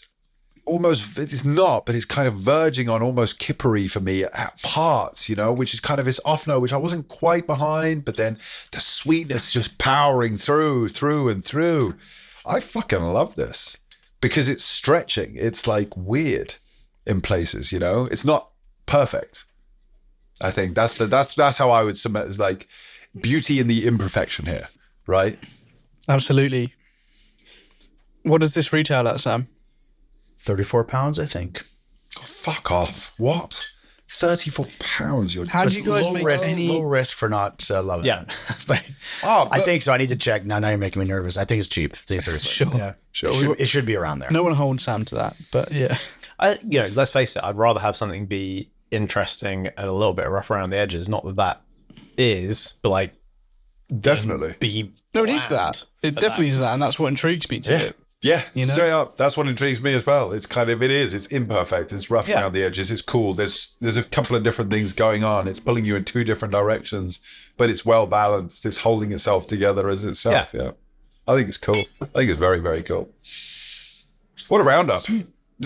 Should we crack on with scores, lads? Do we want to talk about? I don't want to cut us short. Jesus, I'm thoroughly enjoying myself. I feel like I know. I don't. Afternoon, but should we give it a roundup? We can give it a nice little roundup if you want. Let's do a roundup, my guy. All right, cool. Well, we start with the. We're not going to talk about your whiskey, and we're not going to talk about cask cunts, and we're not going. Well, you're missing. Well, we can talk about whatever you want, Sam. Go on, give us a little roundup. Let's hit some. No. Let's hit a few talking points. That'll be next time then. I don't know. Okay. Cask cunts. Does anyone else want to hear about cask cunts? Drop a comment in the video here. We'll get Sam back in. We'll talk about all the dodgy people in the cask market. I think that'd be cool. Sam's face says it all. I really enjoyed today. I've loved the whiskeys that you bought, not only because by and large, it's phenomenal liquid. But Sam, I really appreciate the insight that you've given us into your whiskey journey, into the processes that you guys, not only you personally, but you guys at Atom, at Master of Malt, go into when it comes to sort of like the fact that you've got Atom Labs. That to me makes everything so much more special. People complaining, oh, well, was this rebottled? Was that Actually, let's look at it from a creative standpoint. And what you guys are doing is fucking cool. Now that I've sat down with you, much more appreciation. Oh, I've got so much more appreciation. I think this is fucking cool stuff, man. So we're very lucky to have Master Malt that we can do that. Right? Every for sure. Just Diageo wishes they could. Big ups, Master of Malt, Atom Brands for giving people like Sam here the opportunity to fuck up, because I agree with exactly what you said earlier. It's that opportunity to get things wrong. You want to feel safe in getting things wrong. Kind of something we spoke about with Jack in the Aaron episode. You want to feel safe as somebody at a tasting, to say a tasting note and everyone go, I don't get that, but good for you. You know, fucking right. Yeah, cool. That's what it's all about. So I fucking love that. With that being said, all romantic and, you know, get a bit suffy over here. Let's talk about the scores. Buy, don't buy, oosh, bin it. I don't think that's happening today. But Canadian corn whiskey, I'm going to start with that. You said £36? Yep. Fuck off. You've changed my mind on corn whiskey. I'm not able to just say blankly now, oh, I don't like corn whiskey. I'm going to have to explain it. And there are corn whiskeys out there that interest me. I'm giving that a big fat buy. Great for cocktails, I would imagine, and a corn whiskey that I'm going to have on my shelf moving forward to make sure that people who come into my home can try something that I'm not so keen on. Really, really cool. Big fat buy. You took the words right out of my mouth, mate. It's awesome. Great value for money. I can't wait to order a bowl. The missus is going to love that in a cocktail because she doesn't enjoy straight whiskeys all the time. And I love the artwork. Look at that. That's cool. That is my style. It stands out in the shelf. Which is funny because the same artist, I'm not completely behind some of the boutique stuff. That's just my opinion. On the artwork side? Yeah, on the artwork side. Not my thing, but right. Hey, everyone likes different art. That one. Everyone likes art, but that's cool. That one's fucking cool. I really like that. So I want to see more of that. So well done. And the fact that it's got an age statement on it as well makes a big difference for me. For sure. You know? For sure. Yeah. 2 big fat buys. Big buys. It's a buy for me. Like, I think it tasted great. I think you're right. Cocktails, good. Lovely, easy sipper, great kind of party whiskey.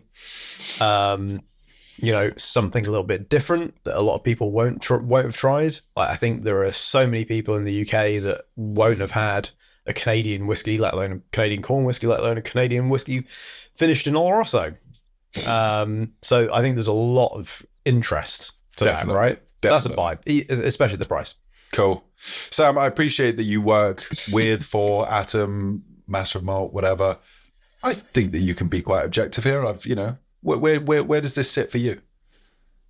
Are you loving it as much as? Well, we're speaking about that though. Just so Master Malt is separate. We are the same parent company, but I'm on like the taste of difference range. Okay. You know, so I'm like the own labels. I have the resource. I could put something to a website and sell it right away. So that's a fucking luxury. Cool. But we're not really the same boutique-y. Anything. No, boutique doesn't. We don't stand by it. Yeah, it's totally separate. It's totally separate in all the ways, except for we have a customer, like a retailer, who's right next door. That direct automatically takes it. For sure. So that's a real sister creative advantage. Okay, yeah, that's important. That's I important. think people wonder that. I see people online talking about it. No, that is quite important to clarify. Fair enough. All right, cool. I fucking love that. I'm a big believer in Canadian whiskey. I use it as the base for World Whiskey Blend. I think the world drinks whiskey. We forget that when we sit around with our, Glencairn glasses and write tasting notes and read Serge Valentin and shit online. We forget that 98% probably of the world's whiskey, all whiskey, gets consumed mixed. Right. And Canadian whiskey is the greatest mixing whiskey there is. It's perfect. It has high ethyl amyl acetate, which is banana. That's what Jack Daniels works on. It mixes well with Coke, with ginger ale, with green tea, with coconut water, with tonic, with all the categories. So I'm a believer in Canadian whiskey. I totally agree with you. Most people, when you say, "Here, have this Canadian," they're like, "Yeah, go fuck yourself."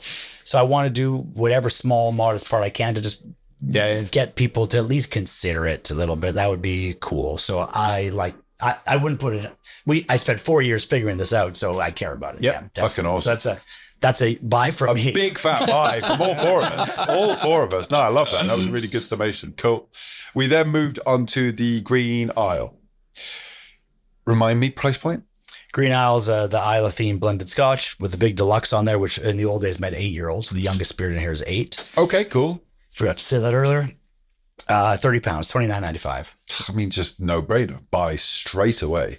I'd actually say, given that it's 40% and just the depth of flavor that comes out of it, it's kind of verging on that oosh. I'm not going to quite give it that. It's a strong buy, though. It's a huge amount of depth for an 8-year-old whiskey. Yep.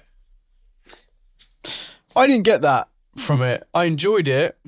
I don't think I would go running as much as I would for some of them for it. It would be a don't buy for me, and that's no offense to you. £30. I'm going to be honest. Hey, listen, I want you to be honest. But I'm not just going to be polite because Sam's here. You didn't like the flavor, is what it comes down to. I like the the flavour, but for me, you know what I'm like? I do like a big, kick in the face from things, and that's just the way I like things. And that's not to say that I didn't, appreciate what had gone into that. But look, it's not for you. It's a don't buy for me. Okay. It wasn't. That's really interesting. It wasn't horrible, but I would go for something else in this range over that. Oh, okay. Mostly because of the ABV, not because of the Isla. You like peat. Of course. Yeah, okay. Yeah. I think it did feel, it was weird because the mouthfeel was quite thin for me, but the flavour was quite impactful, whereas normally the mouthfeel would be very thin and the flavour would be very thin.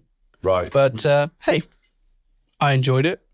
But not quite for you. Not quite for me. All right. Interesting. Ian? I think it's going up against like Double Black, right? As a kind of technically non-age statement about £30 whiskey. I think I'd probably rather have that than Double Black. So bye. Cool. So? I love Green Isle. It's the bottle that gets emptied the most in my house. Johnny Walker used to be probably the highest rotation in the house. That now, I throw that in the bin, the recycling. Most frequently, probably. I like, it's selfishly, I made a thing that I would want to drink. I love that, though. I love that. I think that's really important, right? You've sometimes got to create stuff that is almost for you. It's way too hard to guess for you. And even guessing for me, I'll get it wrong sometimes. For sure. Yeah. No, I love Green Isle. Green Isle is Massive my buy proudest. That's my proudest thing for sure. Oh, that's nice to hear. All right, cool. Love I it. feel bad now, Sam. No, Steve, don't, man. You've offended I've our insulted wonderful our guest guest. here. You're just ripping him apart. I don't like it. Sam, you're not welcome. I back didn't next dislike it. You just don't want to buy it. Don't step back on it now, you pussy. All right, stand next to your fucking vote. I like Sam, but I don't want to offend him. I think we're okay on that. No, I'm sure. Moving forward, the Defilement is probably one of the coolest names I've ever heard a bottle of Scotch whiskey called. I know it's not, maybe it is, maybe it isn't. Who knows? It might be from Highland Park, but it might not be. It's a very, very good whiskey all the same. 26 years old. I love the punt that you have taken on this. Shake my hand, actually, because... honestly, moment. The price point is the only thing that's taking me away from Anoush. Now, if this was 26-year-old Highland Park or something, as an example, of course it would command that price instantaneously. No one would blink an eye. And so it's almost the fact that I have been conditioned into thinking, it doesn't take X, Y, and Z, and so it shouldn't quite be at this price point. Ultimately, you've spent the money buying that quality of liquid. You've done something quite risky, which has paid off through and through, in my personal opinion. I think that being able to try something of this caliber that is so vastly different, no, you know what? Fuck it. It's a big fat oosh from me. I think it's so fucking good. £350, oosh. I'm buying it. I love it. I think it's good. I'm with you there. It's a big fat oosh. Cool, it's man. Really cool, Sam. And you, as Jake said, and I said, it was a big risk. That is a fucking huge risk. You could have actually ruined something and really fucked something up. However, it turned out to be absolutely scrumptious. It is that, as you say, that chicken bacon pancakes or waffles, maple syrup, all of it. It's delicious. I could smash that bowl. It's an oosh, and I don't think the price is unreasonable. I think it's worth it for every penny. But I think that's where people will stumble. It's a lot of listen. Look, it's a lot of money, right? It's 300 and was it 390? 350, 60 quid. 60 or something you said, I think. Yeah. That's a hefty amount on a bottle of whiskey, right? And we all spent that on a bottle and stuff like that. Or 351 you said, wasn't it? I think 95, yes. 351.95, correct. And I've spent money on bottles in and around that age range, and I paid £100 more. So that is worth it all day long. Well done, Sam. That's fucking cool. Ian? Uh-oh. No. Here comes the Highland Park aficionado. I love that. Yeah, it's fine. I love the way it tastes. I just wish it was packaged a bit differently. It was the chicken Fuck off. and the waffles that come with it. You wish it was packaged differently. You plum. I don't think I love it, and I think it's super fun. I'm not outside of sharing it amongst the tasting. I'm not entirely sure I need a whole bottle of it at 70 What does that have to do with this packaging? No. So I love the way it looks. Right. I'm saying what I would like to do is buy it as like a 20 cl. As I said before, maybe with a little 5 cl of like the And other a stuff waffle around and a it. chicken. Oh, then you get That's what you said. And it like to, it could even be more expensive per milliliter of that, but like 110, 120 quid package is a 20 cl with a couple other bits and bobs around it. So you can get like really buy into the experimental nature of it, and then buy like 2 or 3 of them for your 300 quid and really get into the geekery of it. Like it's a lot to spend on a single bottle where you then also kind of need something else to compare and contrast against. So there you go. Ian's got a whole new marketing strategy for you. He's got a whole new range of products. Take him on. You know, Hi. you did well, but you didn't go far enough, Sam. You didn't go far. I appreciate it. Sorry, what was it though? Buy, don't buy, Anoush? So don't buy. I think it's just a don't buy for me. Like You are entitled to Yeah, totally. And You're wrong. and it's but really you're entitled to that. No, but I appreciate. I don't even know when you guys are putting this out, but I wonder if we should slash it because what's more important. Of course, we're a business. It's been sitting there a long time. Right. People aren't taking the risk. If we slashed, what price do you think would be? 260, 300. Mate, I'd buy a bottle of that all day long. But you already were going to buy it. I know, but that's what I mean. You actually. That's That's a what- verbal yeah. contract. Yeah, there. no, 351. Your discount code won't work, Stevie. Well, that's kind of why. I think if you did it at £260, £10 a litre a year, or £10 per year, sorry, I think that you would. I like the 10. That's how I look at Me things too. because I I totally buy per understand. litre now, Yep. right? So that's how I always look at things in bottle. If it were £10 per year in bottle format, I would snap that up quicker than ever. I'd probably buy 2. yeah. Like I said, even if it's that price, No. like 20 cl. Don't you try to explain yourself. you want no one the- wants to hear from you, Ian. No discount code for Ian out. or me. You're not getting your full price. waffles. You're not getting your chicken. Go to IHOP, mate. I'm No paying one's full here. price. You don't go and get a look in. KFC can get a bit of chicken. I don't care about the chicken. Why do you keep talking about chicken then, man? All right, defilement, delicious. And sorry, Sam, you said. Sorry, where's your stance on this one then? I've never bought a bottle.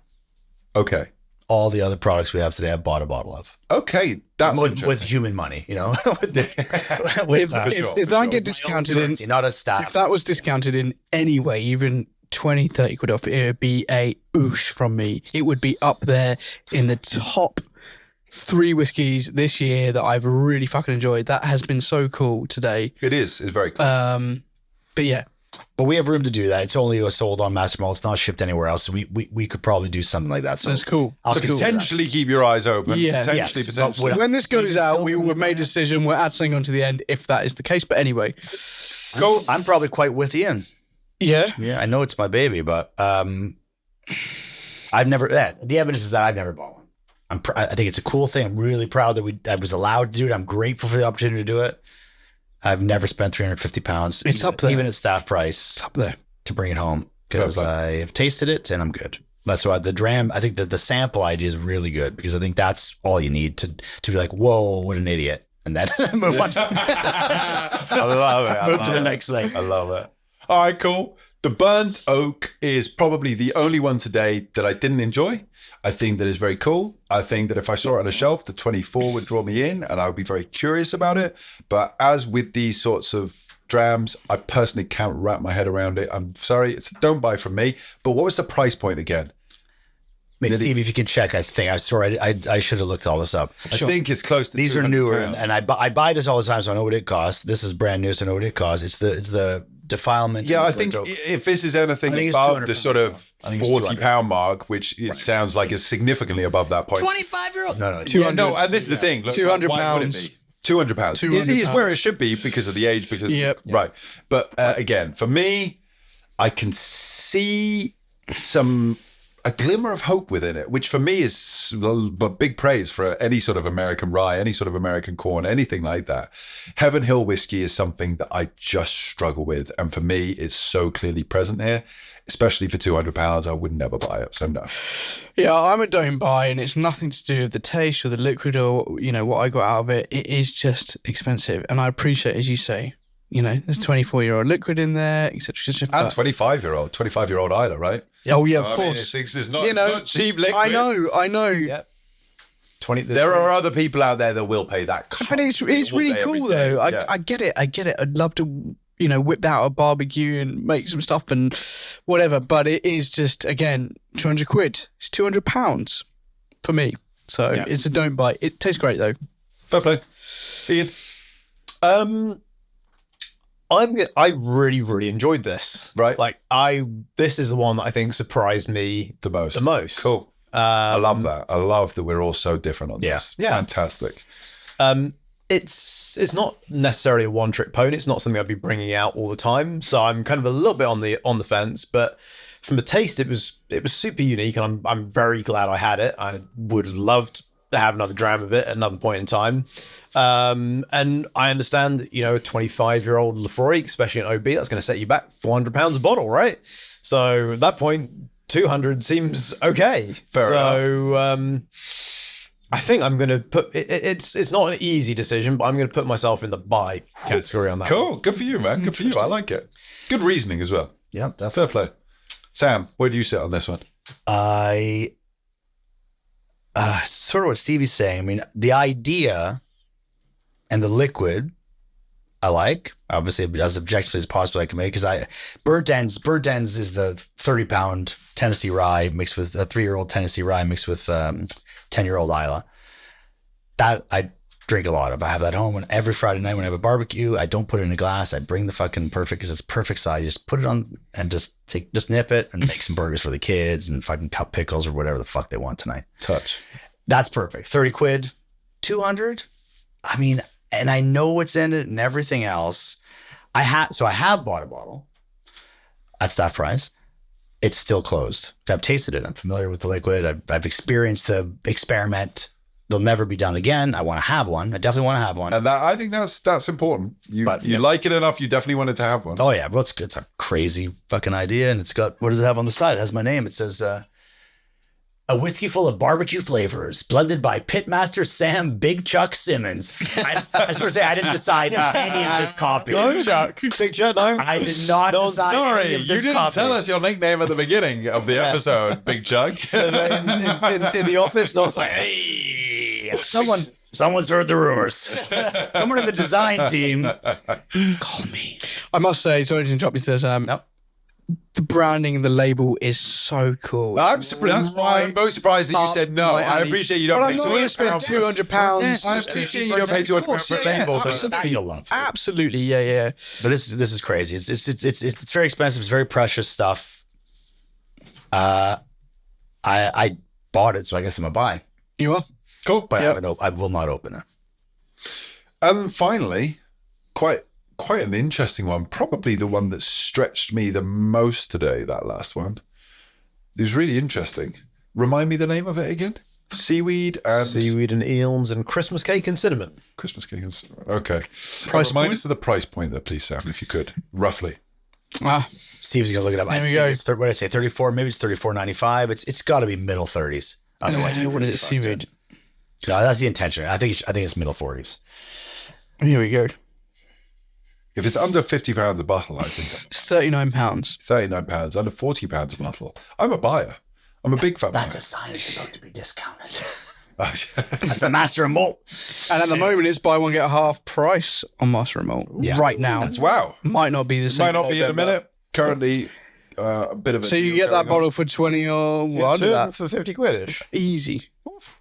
I think that's cool. I'm buying that. I don't love every element of it. It stretches me. It's interesting. It's weird. It's funky. It's cool. It's delicious. It's not. I'll buy it.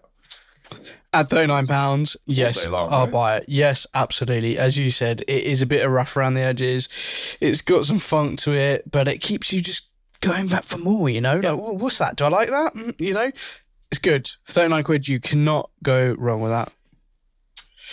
Yeah, £39. That's a strong buy. If you're getting two of them for kind of like 50 quid, or another one from the range and try something different, that's getting on for an oosh for me. This podcast was recorded months after that sale. Yeah, exactly. Yeah. You said it was buy one on your price, mate. I'm so angry. Yeah, fair play. Fair play. Yeah.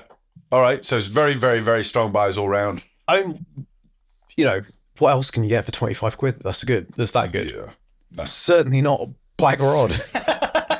We need to stop talking about that shit. Yeah. Sam, talk to us. Fifth and final bottle of the day. Look, you know, the rubber boots of this, a bit of the plastic, balloons.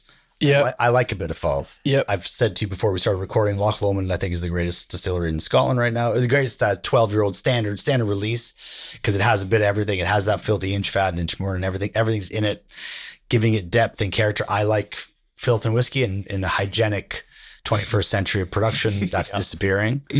So it's rarer and rarer. So if I can create it by blending, I will always try to do that. And I think a few of these do that. This definitely does that for me. So I also don't crave it my wife's way more into that than I am, but it gives you something to chew on. It gives you a bit of, oh yeah, life is suffering, isn't it?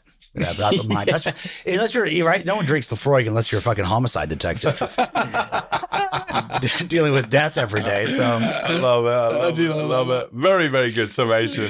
Cool. 5 wonderful whiskies. One fantastic guest. Sam, thank you so much for coming.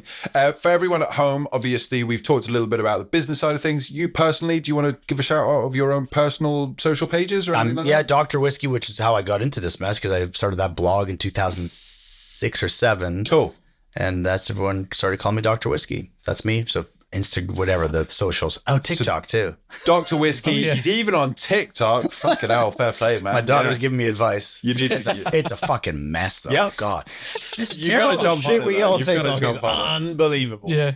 We all have scurvy, apparently. But you guys are really good at we'll talk about this after. He's good at it. Stevie. I just put it up. You're the Clips of face. saying outrageous shit. Yeah, yeah. That's what they want. I think so. Correct. You need engagement. No, it's really good. Yeah, yeah. I that's think really we got a good bit of that this episode, though. So you can keep an eye out, not only You might not have the the job, Uncut and Sam. Unfiltered, but also for Dr. Whiskey. Guys, thank you so much for joining us. Sam, thank you so much for Yeah, bringing thank you, these Sam. 5 It's been wonderful awesome. whiskeys. Awesome. Pleasure. For everyone So at awesome. home, we will see you next time. Savor. Nice one, guys. Fuck.